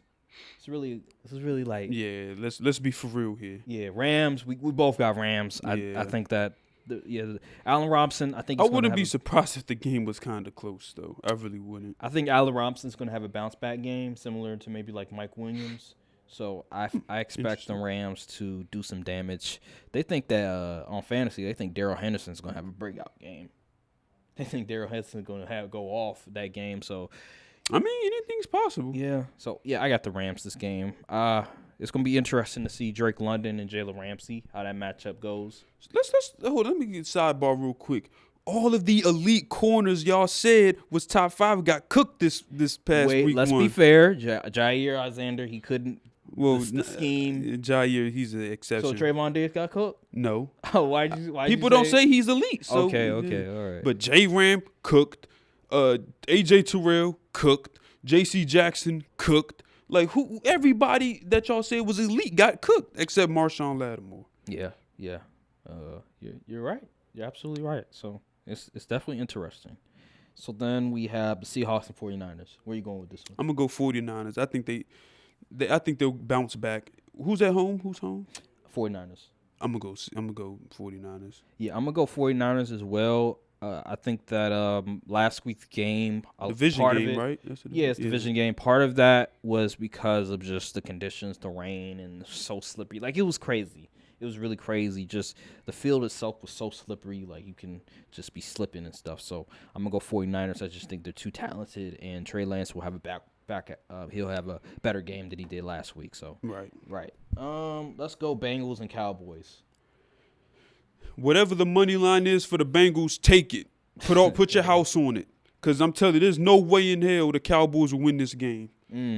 Really? Unless Cooper Rush plays out of his mind and the defense forces Joe Burrow to throw 5 interceptions or something crazy. I really don't see it. I don't have enough faith in Kellen Moore for the offense to score enough points to outgun Zach Taylor. I just don't see it. You believe in your defense? Yeah, I believe the defense is going to be all right, but the offense, that's another story. Your boy Michael Parsons trying to be a leader. as he should. try to say I didn't want to go on it because I didn't feel like it was appropriate since my QB went down and I want to be more of a leader. Okay. What if he saw what Skip said about Dak? Was that 2 years ago? About it, and was like, oh no, I ain't going on this show. Why would you agree to before the season though? Maybe he never saw the clip. Oh, come on. Even Dak went on the show and they were being. That was before that, though. I know, but they were being like Shannon. This was like around like 2018, 2019 season, and the Cowboys, they were going playoffs, missing playoffs, going to playoffs, goose to playoffs, and Shannon was being relatively fair with Dak. Like he wasn't going too crazy or being a troll or anything like that. So they probably would have done the same thing with Micah. I don't know why he would be so scared to go on there. It's not like Shannon was going to be like, oh, he was going to go on his troll mode. That's him though. But yeah, I got the Bengals. I just think that they're too talented and they're going to bounce back. Joe Burrow's not going to throw like 3 interceptions and fumble the ball and stuff. So Texans and Broncos. I think the Broncos bounce back. Yeah, I think so too. Even though the Texans are a sneaky pick. They can do some things. They almost won the last game. I think. Man, if Russ starts the season 0-2, we're gonna have some conversations. Yeah, it's gonna be nasty up in here. It's interesting. Be real. If Nathaniel Hackett blows this game, do you think they just fire him? No. No. They're gonna give him some time. I think that the only way they'll fire him if they probably go like 1-7 or something, maybe. Like it has to be really bad, it has to be really bad. So yeah, we got Broncos, Cardinals, and Raiders. The Raiders, we going to silver and black. You feel me? The Cardinals defense is food. Like good grief, they sorry. Yeah, pretty much. I think that Derek Carr's gonna have a bounce back game because he looked horrendous. So I think that Derek Carr. No one's out there going to check Devontae Adams. Yeah, Devontae Adams and his family's going to be there too. Oh yeah. So he going for 200. Good luck with that. We know what athletes do when the family's in there in the building. Kobe Bryant, 81. Just saying. But anywho, Titans and Bills. This is the last game. No, actually, there's 2 Monday night games. Excuse me. Yeah. So Titans and Bills. Too. Where you going with this one? Bills. Yeah, it's pretty obvious. This could be a game. That could be a sleeper, you know what I'm saying, for the underdog, The Titans if the Titans control the run game and the time of possession, they very well could beat the Bills. But I don't trust the Titans defense to get Josh Allen off the field. Yeah, I understand what you're saying, but I just think that the Bills are just too talented. Yeah. I'm not sold on Ryan Tannehill. I'm not sold on the pieces around him as well. Derrick Henry, he didn't really do much the last game. I think he'll do a little bit better. He actually plays really well against the Bills, so I expect him to play a lot better than he did last week, even though he is coming off an injury. But still, I think that Derrick Henry's going to get right. But overall, just the team in itself, I think the defense not going to be able to guard the Bills' offense because they're just too high-powered, too good, too skilled. Gabe Davis, Stephon Diggs, Knox, it's gonna be a good. Yeah, Bills are gonna do their thing. So I got the Bills in that one, and then we have the last Monday night game, and this is oh my God, it's gonna be good. Vikings and Eagles, bro. Oh man, wow, yeah, I got. I'm a hater before anything else. Man, give me the Vikings. I'm going Eagles. Listen, you know why? Why? Primetime game, Monday night. Oh, Kirk Cut. Oh, dang, I forgot. Yeah, I'm going Eagles, bro. And he's on the road. Like, it's one thing they on the road. Give me the Eagles. Give me the Eagles, I can't bro. trust Kirk in primetime. Give me the Eagles. I hope I'm wrong, though. They're super talented. They have a really good defense as well. Yeah, give me Eagles, definitely. Even though you're not sold on Jalen Hurts, I'm a little bit more sold on Jalen Hurts than you are, but yeah, I'm going Eagles. Why. Yeah, okay. You can still believe that all you want, but that's just me. Okay, so that's the end of the games. Those are all of the games that we picked. We actually last week, I believe we went 9-7. We both went 9-7. So yeah, winning record, but we need to be better. I want to have at least like a 70%. Good luck with that. Yeah, it's hard. I know it's difficult. Scripts be. I know crazy. scripts is crazy, but we need to get better at that. But yeah, so let's go to the next topic at hand. So the next topic in hand, I want to talk about just who is the best wide receiver in the NFL right now, in your opinion? Because there's 3 guys that I can name you right now. Right. Cooper Kupp, Devontae Adams, and Justin Jefferson that are all sort of in the conversation. But who do you think is the best receiver right now? Right now, Yeah, right now. I'm gonna say Justin Jefferson. Explain. Okay, see, the thing about Justin Jefferson is he just finds ways to get open. Mm-hmm. You know what I'm saying? No matter who's guarding him, who's checking him, he'll more than likely gonna find a way to get open. Now, granted, the other 2 guys you named, they also have that. But with Cooper Kupp, he gets force fed a lot. Mm-hmm. And even if he's not completely open, Matt Stafford will just throw him the ball. But with Justin Jefferson, like he's literally every time you see him, he's always open. Do you feel like that's part of that is scheme? What, that he gets open a lot? Yeah. Absolutely. Because Sean McVay coaches get their receivers open. Yeah. I'm looking at you, Kellen Moore. Oh yeah, so there was a we'll talk about that later. But there was a quote that Mike McCarthy said, like he needs like Kellen Moore to do better, pretty much. Like there was literally I didn't hear that quote. Yeah, it came out today.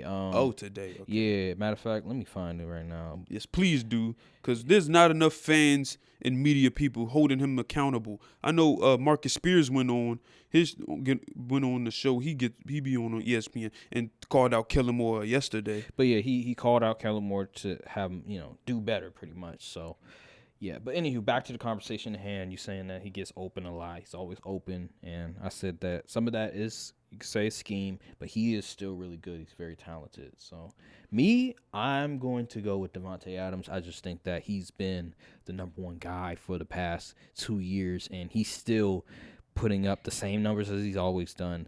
So, I'm not going to just have somebody else trump him because he's having, a breakout year or he's on the verge of having another breakout year. I just think that Devontae Adams, just his versatility, his route running, just like everything, like going from the Packers and then going to the Raiders, people are like, he might dip in sort of usage. Like he won't. Whoever believes that is a fool. He won't be as effective. Well, he's on the Raiders. He's still doing the exact same thing, getting the exact same targets as he was with the Packers. So I just look at that, and I'm just going with the guy that has been consistently the same. You look at, it reminds me of, remember back when like Calvin Johnson, and it was like Julio, it was like Antonio Brown. It was like those like level receivers, right? They were all like really putting up numbers. But I always say Calvin Johnson because he was still playing at that elite level. Like it hasn't diminished.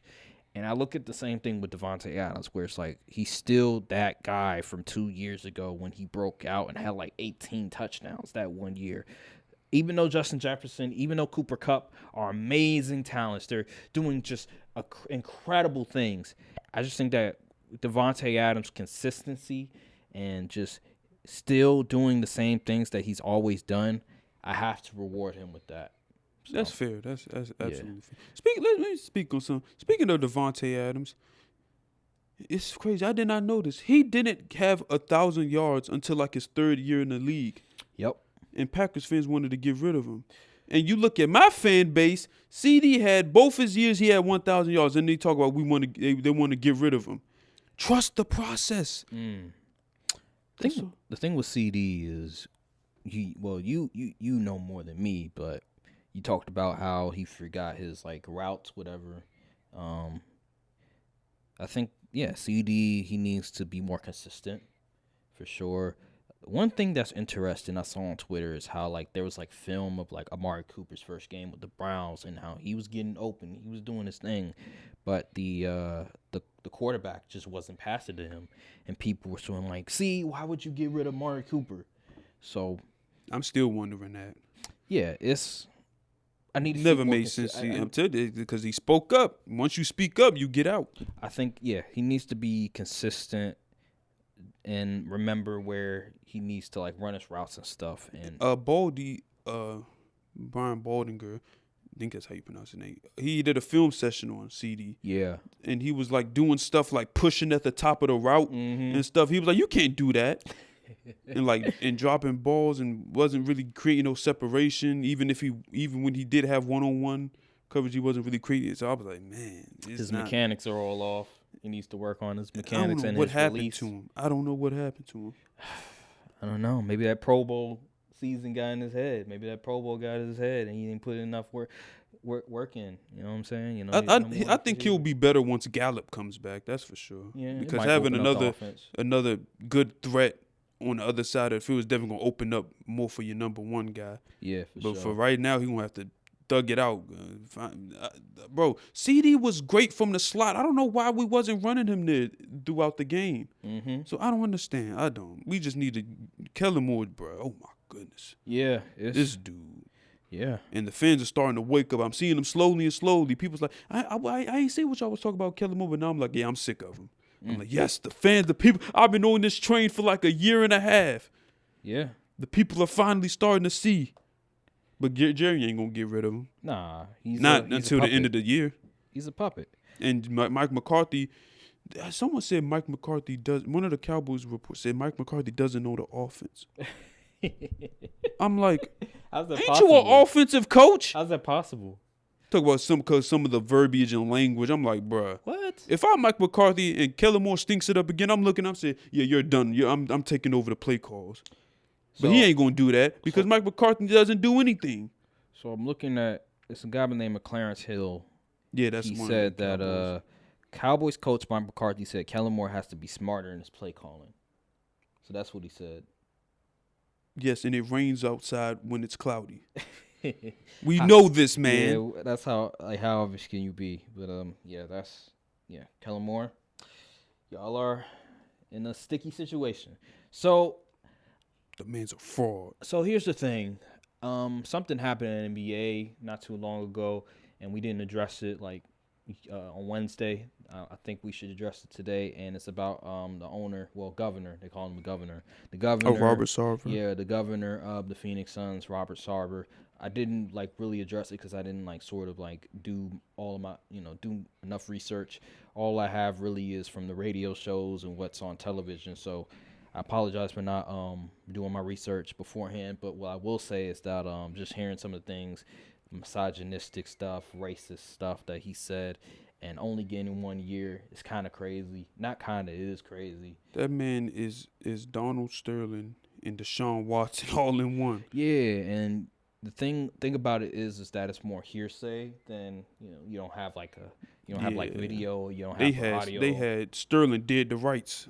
So thing about it is that I'm looking at Adam Silver, and he's done a phenomenal job for the league. But the problem with Adam Silver that I have is that, okay, when you decided to get rid of Donald Sterling, was that because there was a lot of pressure and a lot of sponsors were deciding, we're not doing business no more? That's what it was. Or were you genuinely offended by what he did? I think what happened was he pissed off enough people to where, as collectively, the owners around the league was like, yeah, we got to get this dude out of here. Because I'm looking at Robert Sarver, right? And he did just as much, if not more, egregious stuff than Donald Sterling. And I'm wondering, okay, why isn't he out of the league? Why isn't he a lifetime ban? Because one of the minority share owners for the Phoenix Suns, he said that he wants him out of here. And then LeBron James spoke out about it. Chris Paul spoke out about it. So, yeah, I don't understand it. And what's interesting is that not a lot of players are speaking out about this. You would think that more players will speak out about something of this magnitude. I wonder why. Because money talks and bull walks. But when Donald Sterling happened, there was more players that spoke out about it, especially the team itself. So why aren't all of these players speaking out about a guy that said racist remarks regarding your sent skin pornography to people in the org, and was and pulled his pants down during a physical examination when it wasn't necessary? He said the N-word 5 times. And then he talked about why he said the N-word when describing why he hired this certain person instead of another person, right? And I'm just like, why is he not gone? It makes no sense to me, especially since you have all of this evidence, you have all of this stuff, all of this investigation that you did. I don't understand why he's not gone. Only a year? That's crazy to me. If enough owners and people, head league executives, probably they could possibly make him resign. The thing, But since he's an owner and like they don't have him dead to rights with like real hard proof, it's kind of blurs the line. It's still stupid, but like I guess that's their reasoning. it's like 1 year. Because he may be able to fight that in court. Yeah, like I think it's in civil court. I believe it might be. He could sue them. I just think it's just still crazy to me. Like you can't. It's just a bad message. And I heard I forgot what sponsors decide. There's like some sponsors that said we're not doing business with them no more because he's still the owner, the governor, excuse me. So it's just a bad look, man. And I just hope that more NBA players speak out because this is a serious matter, man. Yeah. Like your league is predominantly black, and you have a guy that said racist remarks, misogynistic behavior, and you're just gonna not speak out about it. You're just gonna let it slide, especially when you have fully guaranteed contracts. You're making millions of dollars, so it's not like they're just gonna cut you or anything. Exactly. Like you're safe. This is not the NFL. You're protected, bro. The players' union is arguably the best union in all of sports. Like the NBA players' union is one of the best. So you guys are covered. So please speak out more instead of just relying on Chris Paul and LeBron James. I mean, yeah, but I mean, you see, look at the other things and owners in general have been getting away with, especially in the NFL. You know, the whole Dan Snyder stuff. NFL is such a great and Robert Kraft running a whole massage therapist like trafficking thing. I don't know what the heck. Prostitutes, something like that. Yeah, like prostitutes. Ordering prostitutes at the massage parlor. I'm like, what the heck is going on here? The NFL and people just act like it didn't happen. I'm like, oh, okay. Yeah, and then I think was it Bob McNair? He was the owner of the Texans, I believe. I think it was him. And like there was an owner in Carolina as well. They did some shady stuff, but they were forced to sell the team because it was just someone bad. Please find dirt on Jerry Jones. But the thing is, I don't think there was any like audio recordings or video recordings of them. It was like just hearsay. I think it may have been hearsay, I believe, and maybe they got evidence off of that. But there was no like audio recording or video recording. So why can't the same be applied for this situation? Like, I don't understand what is there not to see? Like, dude has been doing this for 18 plus years. Granted, it's nasty because James Jones, he came to defense of Robert Sarver, Steve Nash as well. So maybe that could have helped him avoid any like lifetime ban, which is I still can't believe James Jones defended this man. But yeah, maybe that's why. I just think that it's just a bad decision. Adam Silver, I'm ashamed. I'm disappointed. I thought that you were going to come down harder on this decision, but you didn't. And then the quote that he said, there was like he went it was like a press conference, I believe, and he said that people like in those like positions, owners, whatever, they're going to have like, I guess, because you have the power or whatever, you're going to have more different leeway, privileges. Different privileges. I'm like, wow. Like, wow. I can't believe he said that. I mean, it's true, but to be said, though, was like wow. He could have phrased that completely. He said, oh, with owners, it's a certain process we have to go through in this. But he just straight up said, yeah, when you got special privileges when you an owner. Like, oh, okay, well, F us then. Like, we're still not going to condemn the actions. Like, just because they're owners or governors, per se, doesn't neglect the fact that they did stuff that was wrong. So I feel like even if you're at higher power, you should still be judged the same way as if you were a player. Like, everybody should be condemned regardless of your position. It's just crazy to me. But yeah, man, I forgot. There was something else that happened that I forgot. In the NBA or NFL? I don't know. But anywho, let's think. I know 2K has been out for like a week and a half, 2 weeks now, and man, I gotta say, the game gameplay is pretty damn good. And I think this will be the last topic of the day. I do want to bring up something else after that. Okay. But yeah, 2K, man, I have to say, like, I'm having so much fun. The gameplay is amazing. The only problem is like the post scoring. They said Mike Wang said he was going to nerf that. Yeah, they patched it. Yeah. Because the contests weren't working. Overall, I'm having a great experience. I haven't played my park yet or rec because I want to get my overall a little bit better and get a little bit more badges. I'm like a 78 right now. It's definitely a good time to play 2K, man. Like, you tripping. Everything be good until that first patch hit. Come on, I'm telling you, bro. Like, the shooting is good.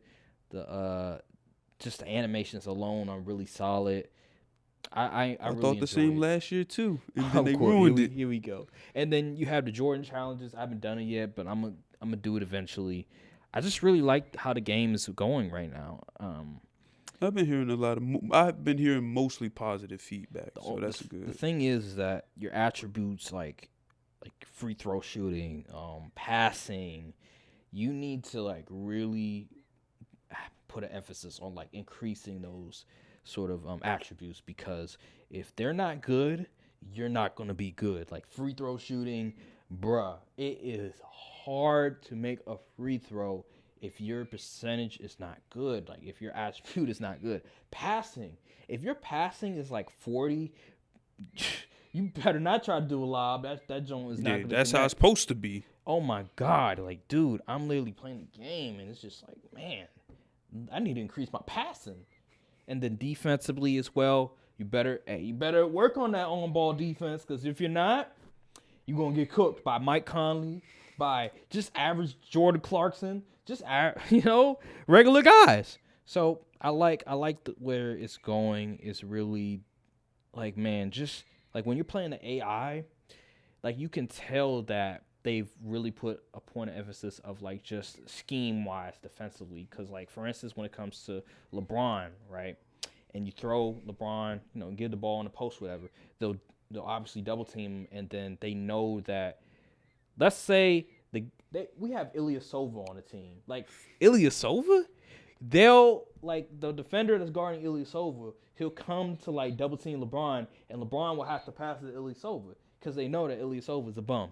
So just simple stuff like that, it really lets you know that 2K is just putting emphasis on like making sure that the defense is like really, really good this year. So I like what's going on. We'll see how it goes going forward. But yeah, I'm having a time. That doesn't make sense to me, not even in the slightest. 2K, how is the AI mistiming their jump shot? Oh my God! Oh, did you see my story? Yeah, I see. Oh man. Hold up, man. Hold up. Y'all got Anthony Davis looking like a bum. Like a straight bum. I'm literally out here. It's me and LeBron out here. It's just me and LeBron. Anthony Davis is freaking soft. Now, defensively, dude is like that. Dude is a monster. But when it comes to offense, I'm giving the ball to him in the post. Dude wants to shoot a fadeaway, a face-up, mid-range shot. Dude, you have a guard on you. Like all of that comes from tendencies, right? They put like these certain tendencies on these players, and when you're playing with them in my career, you're just like, why would you do that? Like seriously. So that's why I added Anthony Davis. I was like, dude, like you need to get better. Like don't play soft out here, because look what they got you looking like. So and then Brandon, he DM'd me and was like, why would you at him? Like he can't control it. I'm like, because 2K is literally like basing his tendencies off of what he's doing in real life. And in real life, I'm not gonna lie, he's playing like Charmin Tissue out there. So Anthony Davis, get back to your 2020 form and stop playing soft, man, because they got you looking crazy out here. That's all I'm gonna say on Anthony Davis matter. But yeah, overall, I still like the game. Yep. I'm going to get the game. I just don't know when. I really want to see what it looks like after that first patch. So like December around or Thanksgiving? No, probably sooner than that. Sooner? Okay. All right. I'll definitely probably get it within the next month. Okay. Yeah. But last thing I want to bring, it's been a hot topic in the Twitter sphere. We're gonna talk about the Shohei Ohtani versus Aaron Judge MVP debate. Listen, So I seen go. a meme, and it was one of those memes where it was like Shohei Ohtani's like two people in one, and then the other one was like, so he has a higher WAR than Aaron Judge, right? And the person, it was nothing there on the frame, and it was like it said right. So I was like, you gotta give Aaron Judge the MVP. You have to, bro. Come on, man. He's leading. His team would be straight dog water without him. First and foremost, and his WAR, bro. He has like a 9.8 WAR. That is higher than 9 out of the last 10 MVPs. What is this? Speak to people at home. What is that? What does that stand for? WAR is it's wins. It's wins. Edit this out. Edit this out. I know what it is. It's wins above replacement. That's what it is. Oh, okay. Wins above replacement. Pretty much it means how many wins you add on on the season when you're playing the game. Mm-hmm. So Aaron Judge is nearly worth 10 wins when he's 10 additional wins when he's playing. That's incredible. So according to a replacement level player, a player that could be in and out the lineup, Aaron Judge, if you add him to your lineup, you add about 10 wins. Yeah, that's he has nearly 60 home runs.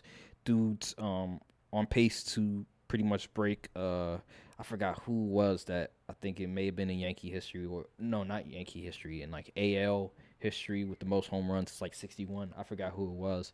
But yeah, he's almost there, and the fact that he hasn't been caught with any like steroids, I hope he does. He's not taking those steroids, because with Barry Bonds, I think he hit like 70 home runs or something in that range. So the fact that he's near Barry Bonds territory and he's not taking any steroids, he's pretty much clean. It's impressive, man, because you don't see, this is rare. This is rare territory. 60 home runs by this guy, man. Like, dude is. I mean, are we really surprised though? Like, look at him. Like, if you look at him, dude is like 6'5". Dude is like 240. Like, he's built like a linebacker. Yeah. So, a guy like that, I mean, it's out of the realm for him to not hit 60 home runs. I knew he was gonna be special. So, yeah, it's good. Like, I see the argument. People say, "Oh, well, Ohtani pitches and hits, and he does it at an elite level." But I'm like, MVP, it's like you got to give it to the team player who's contributed the most to the team as far as wins. Like Ohtani, they would still suck even without Ohtani. Mm-hmm. What else do you know Ohtani's ERA? I think it's like 2.55. Wow, that's still really good. Yeah, 2.55. That's crazy. Wow, and I don't know how many home runs. I'm assuming he has like 40.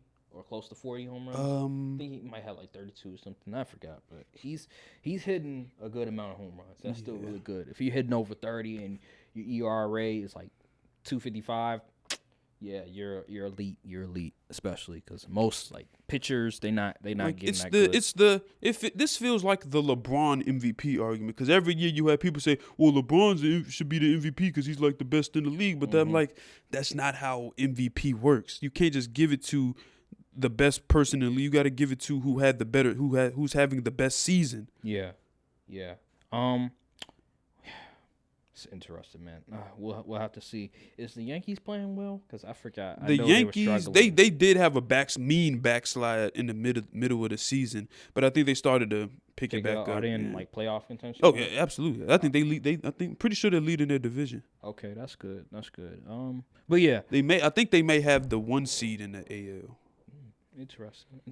Okay, so that'll do it. I guess you could say this like part 2 of the podcast. So thank you guys for watching this video. Remember to subscribe, comment down below. Hit all the algorithm buttons. Yeah, make sure to hit the notification bell and follow all the socials: Twitter, Instagram. We post a lot of stuff on Instagram. So if you like the content, and you may not want to watch the whole video, just go do something else and just let the video play. You know what I'm saying? Yeah, you know what I'm saying? Because it definitely helps with the algorithm. It definitely helps with the watch time for us if we want to keep doing these videos and stuff. And grow the channel. Right. Because, we're small right now, but we're coming up. We're on the come up. Yeah. So, thank you guys for watching the video, and we guys will see you next week. All right. put my life in these sentences. Fucking right, it's either that or life sentences. I'm relatives with Benjamin, I used to give a